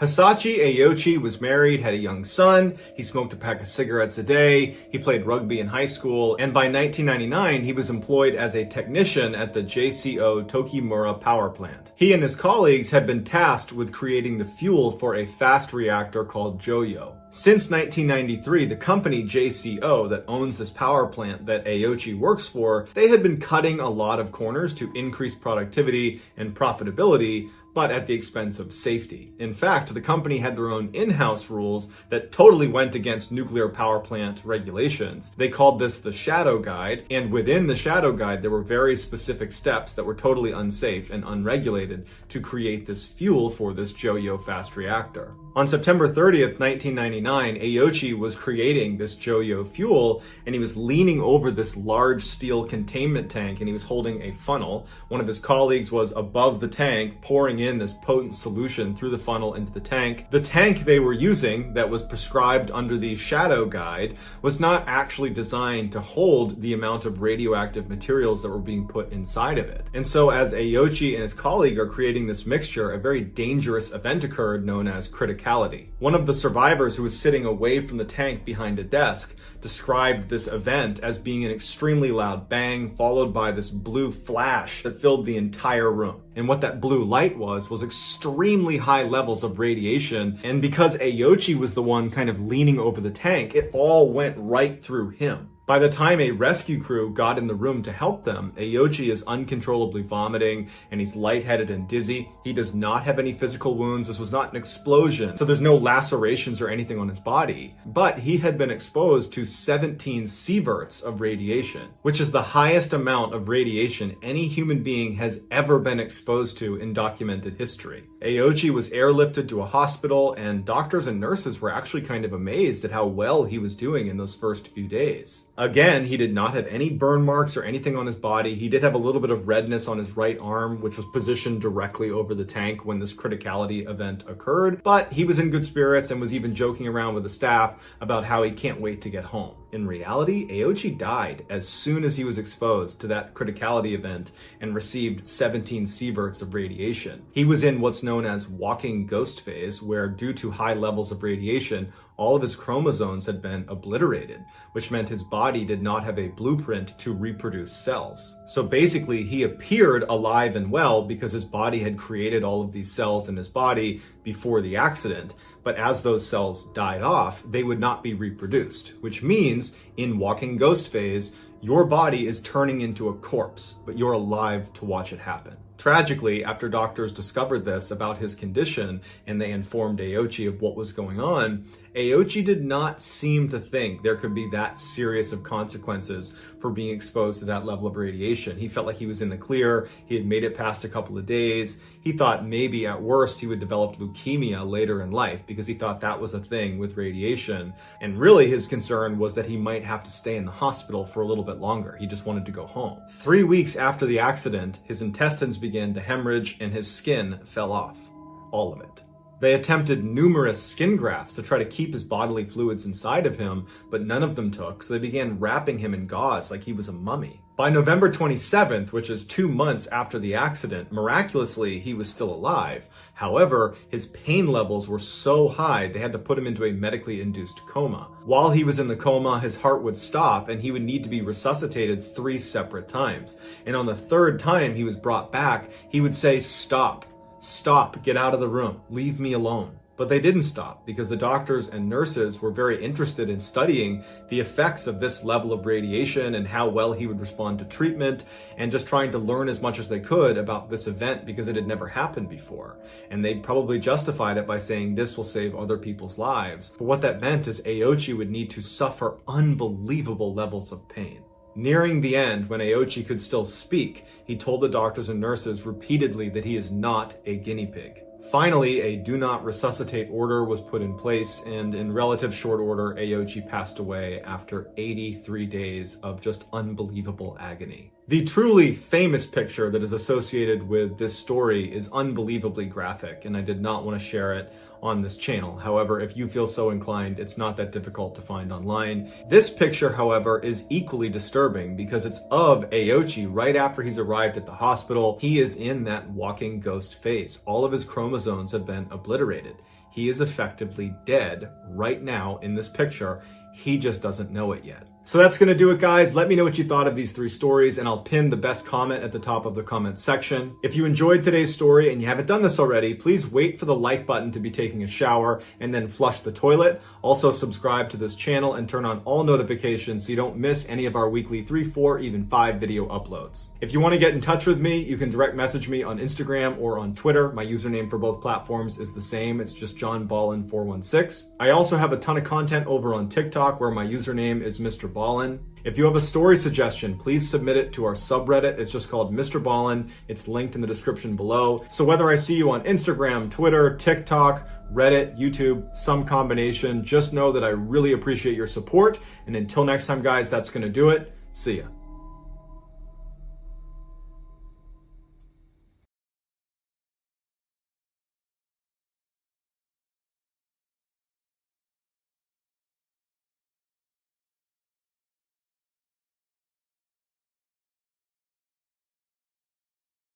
One night in 1944, an American military pilot was flying over England when he turned around in his cockpit and looked at this panel of switches that was right behind him. And after looking for a particular switch, he reached out and he was about to toggle it, but he stopped because he knew what he was about to do, flipping this switch, would easily be the most dangerous thing he had ever done in his entire life. But this was his duty. He had to do it. And so after taking a deep breath, he flipped the switch, and immediately chaos ensued, and the course of American history would be drastically changed forever. If you've never heard the story before, and many people have not, this is not nearly as well known as it should be, then you are in for a huge reveal at the end. But before we get into that story, if you're a fan of the strange, dark, and mysterious delivered in story format, then you've come to the right place because that's all we do, and we upload once a week. So if that's of interest to you, please secretly log in to the Like Button's computer and then transfer all of their Bitcoin to your untraceable offshore account. Also, please subscribe to our channel and turn on all notifications so you don't miss any of our weekly uploads. Okay, let's get into today's story.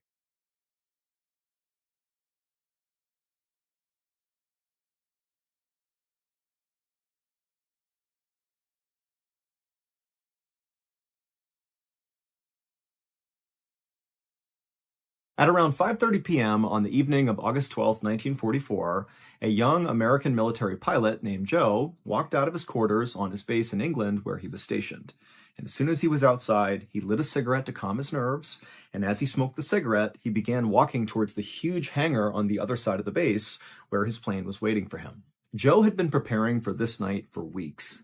He and his co-pilot, a 35-year-old lieutenant who was nicknamed Bud, were about to step off on a top-secret military mission called Operation Aphrodite. And this mission was not only top secret, but it was so unbelievably dangerous that basically anybody who knew about it considered it a suicide mission. But Joe tried not to think about that as he walked towards the hangar. Instead, he tried to think about the reason he was here in the first place, the reason he had joined the military, and that was to defeat the Nazis. And what he and his co-pilot were about to do, Operation Aphrodite, was going to play a huge role in defeating the Nazis. So this was about 5 years into World War II, and at this point, the Nazis were actually losing. However, it was making them more dangerous, not less, because they were becoming very, very desperate. And so they were launching all these outrageous attacks, basically because they had nothing to lose. And one horrible thing the Nazis were doing at this time were dropping these things called vengeance weapons. Hitler called them vengeance weapons. They were basically these huge bombs that the Nazis would drop arbitrarily across the United Kingdom on major population centers. And by this point in the war, these vengeance weapons had killed over 5,000 civilians. And at this exact moment, like this night, as Joe was walking towards the hangar, the Nazis had a stash of vengeance weapons aimed directly at London. That was going to be their next target. And so the mission that Joe and his co-pilot Bud were going on, Operation Aphrodite, was going to be to go out and destroy those vengeance weapons to save London. And as nervous as Joe was about this mission, and he was really nervous, he was also very excited. He actually had volunteered for this mission when many other pilots had done everything they could to stay away from this mission. And on top of that, Joe actually had flown enough missions by this point in the war that he didn't need to fly any more. He could just go home. But instead, he volunteered for this mission. And a reason why Joe might have decided to do that has a lot to do with the family he was raised in. So Joe came from a family that was very successful and accomplished, and his father really pushed Joe and his younger brother to be the very best at whatever they were doing and to be very competitive with each other. And so while Joe and his younger brother did love each other, they also had a pretty intense rivalry. And for a while, Joe's father obviously favored Joe. I mean, Joe was the favorite child, and, his father would always say, Joe's going to be the president someday. He's so talented. But after the attack on Pearl Harbor that brought the United States into World War II, both Joe and his younger brother joined the military, and pretty early on in the war, Joe's younger brother got an award for heroism. He had basically saved his platoon of men, and he won all these awards, and he was all over the news. And pretty quickly after that, Joe felt like he fell out of favor with his dad, that his dad kind of looked at the younger brother as being the favorite child now. And so Joe really started to feel insecure and wanted to prove himself really to his dad. And so when Operation Aphrodite came up, Joe volunteered for it really because he wanted to be a hero. He wanted to show his dad that he too could do something huge and change the course of history. And he would change the course of history, but not in the way he expected. And so Joe continued to smoke a cigarette and hustled across the base towards the hangar. And as he did, he found himself kind of speeding up, like he just wanted to get over there and get started. Joe's commanders had given him a special code he would call out over the radio if this mission was successful. It was spade flush. That's what he'd say over the radio. And so as Joe hustled towards the hangar, he imagined how incredible it was going to be to yell out spade flush over the radio. I mean, it was only like 30 minutes away from that moment. This was a short mission. And so finally, Joe reached the hangar and he looked up to the sky one more time to make sure the weather looked solid, because actually they had tried to launch Operation Aphrodite a couple of days earlier, but it had been canceled because of fog. But Joe looked around and the weather looked good, and so he knew it was going to be a go. So he flipped his cigarette butt and stepped into the hangar. Inside this hangar was this massive, big open space. And in the center of the hangar on the floor was this huge plane called a B-24 Liberator. This was, of course, Joe's plane for the night. And so Joe immediately began walking towards the plane to check it out. Now, this particular type of plane was the type of plane Joe had been flying for the past 3 years. I mean, he'd flown many combat missions in this type of aircraft, so he was very familiar with it. But this particular B-24 was unlike any of the other B-24s Joe had ever flown. In fact, this aircraft was so unique, it was unlike any aircraft that any pilot in the American military had ever flown. I mean, this was really a one of one. And so as Joe walked around the outside of this plane, he began to notice some of these unique modifications that the mechanics had made to this aircraft. The most noticeable modification was actually the cockpit. Now, normally the cockpit had all these windows basically all around it, so the pilot could look in any direction and see what was going on, but obviously they needed to be protected from the elements.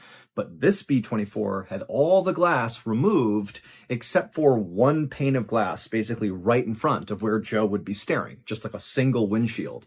And so it's almost like it was a convertible aircraft where it was all open air in the cockpit. And the reason for this change is because Joe and his co-pilot, during the course of this top secret mission, Operation Aphrodite, they would have to jump out and parachute to the ground. And so by having this all open, it would allow them to do that much easier. And then another big modification to the B-24 is the guns that were normally located on the outside of the aircraft were gone, and they were replaced by broomsticks painted black to look like guns at a distance. But the visible changes to this particular B-24 were nothing compared to the massive changes that were hidden inside this aircraft. Because the top secret part of Operation Aphrodite was really this particular plane. The plane was not really a plane. It was more like a huge flying bomb. The military's mechanics basically hollowed out the entirety of this plane, removed everything inside of it that was not absolutely vital, and they replaced it with explosives. 10 tons of explosives. Like, this is an unbelievable amount of explosives. A few minutes later, at around 5:55 p.m., Joe and his co-pilot Bud, who by this point had come into the hangar, finished doing their exterior inspection of the aircraft, and then they climbed into the cockpit, with Joe taking a seat in the pilot's seat and Bud sitting in the co-pilot's seat.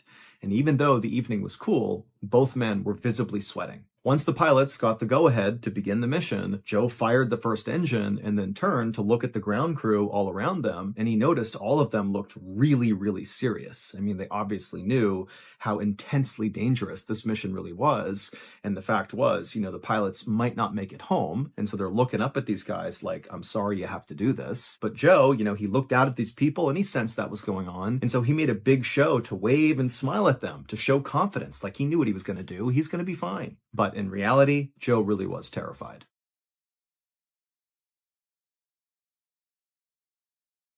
In about 10 seconds, I'm going to hold something up in front of the camera that our team has been working on for over a year, and it's finally ready to be revealed, and we know you're going to love it. All right, drum roll please, here we go. And it's the Strange, Dark, and Mysterious delivered in book format. The official MrBallen graphic novel, our first book ever. In this just stunningly beautiful anthology of stories are full stories that are brand new and have never been covered anywhere else on any of our other channels. So if you want to hear those new stories, you got to get this book. The book is not coming out until my birthday, October 1st of this year, but you can pre-order a book right now by going to book.ballenstudios.com. The link is also in the description. And if enough of you pre-order this thing, it'll make the New York Times bestseller list, which is so cool. But more importantly, that will show us there's big interest in books from the Strange, Dark, and Mysterious community, and we'll make more of them. So again, head on over to book.ballenstudios.com and pre-order a copy today. Oh, and also at the end of today's video, be sure you stick around because I'm going to go live on YouTube. And during this live event, I will tell you a little personal story from my time in Navy boot camp and how that actually led to the creation of this graphic novel. I'll also speak with some very special people that helped make this book a reality, and I'll share some other exclusive details about the book. Oh, and also I will answer any questions you might have about the book. So when this episode ends, just click on the live tab on my YouTube channel to join the live event with me. And again, go to book.ballenstudios.com and pre-order a copy of the MrBallen graphic novel today and help us get on that New York Times bestsellers list.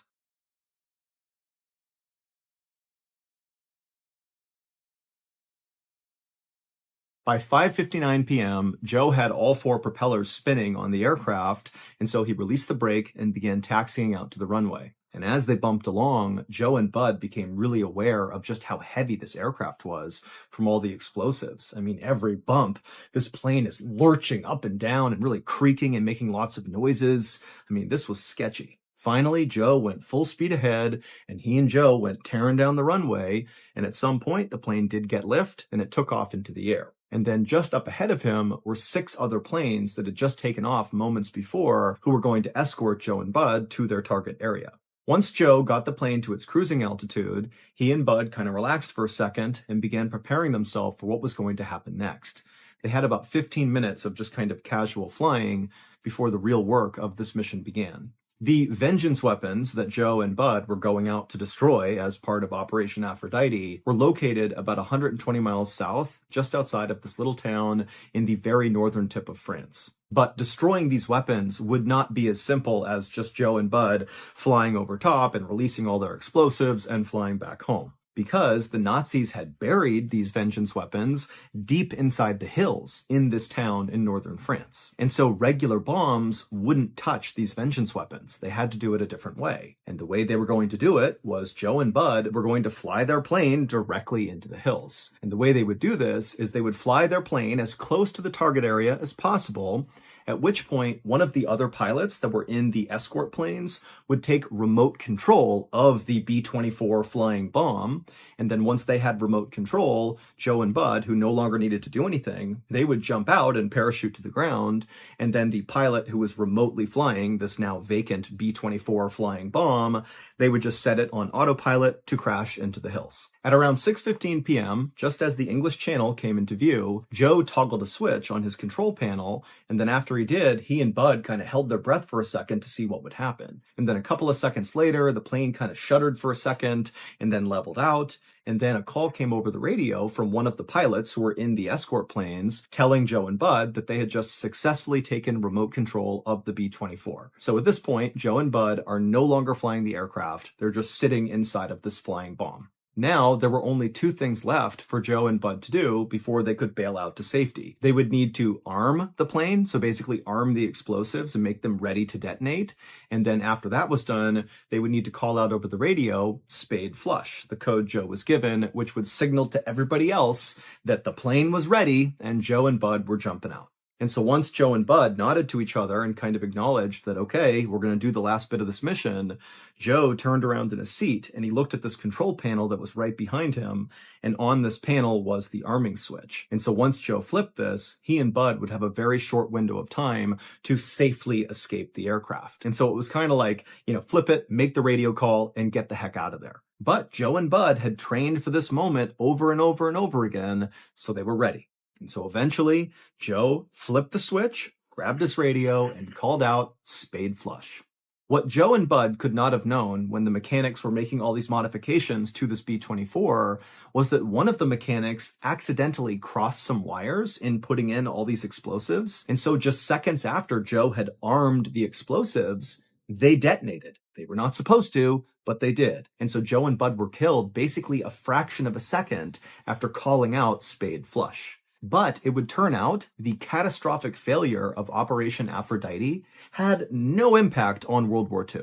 In fact, Operation Aphrodite should never have happened in the first place. It was totally unnecessary. What Joe and Bud and the rest of the American military didn't know at the time was 5 weeks earlier, the British Royal Air Force dropped a whole bunch of ground-penetrating bombs all across those hills in northern France, and they destroyed all of the vengeance weapons. So when Joe and Bud took off on this doomed mission, there was no threat to London. None. But that is not the big reveal in this story, because Operation Aphrodite changed the course of American history in a really specific and really enormous way. Because Joe, whose full name was Joseph P. Kennedy Jr., was a member of the very famous Kennedy family, a big-time political family in America. And at the time, the Kennedys were all saying, Joseph is going to be the next president of the United States. And everybody believed it. He was going to be the guy. But then, of course, Operation Aphrodite changed all of that because Joseph was killed. And so the war would end about a year later, and when it did, Joseph's younger brother, John F. Kennedy, who won that award for heroism and got a Purple Heart early on in the war, and he kind of became a war hero, which prompted Joe to volunteer for Operation Aphrodite. Yeah, John would begin his unbelievable political rise. And by 1960, John F. Kennedy, JFK, would become the 35th president of the United States, even though he wasn't supposed to. He was the second choice. It should have been Joe.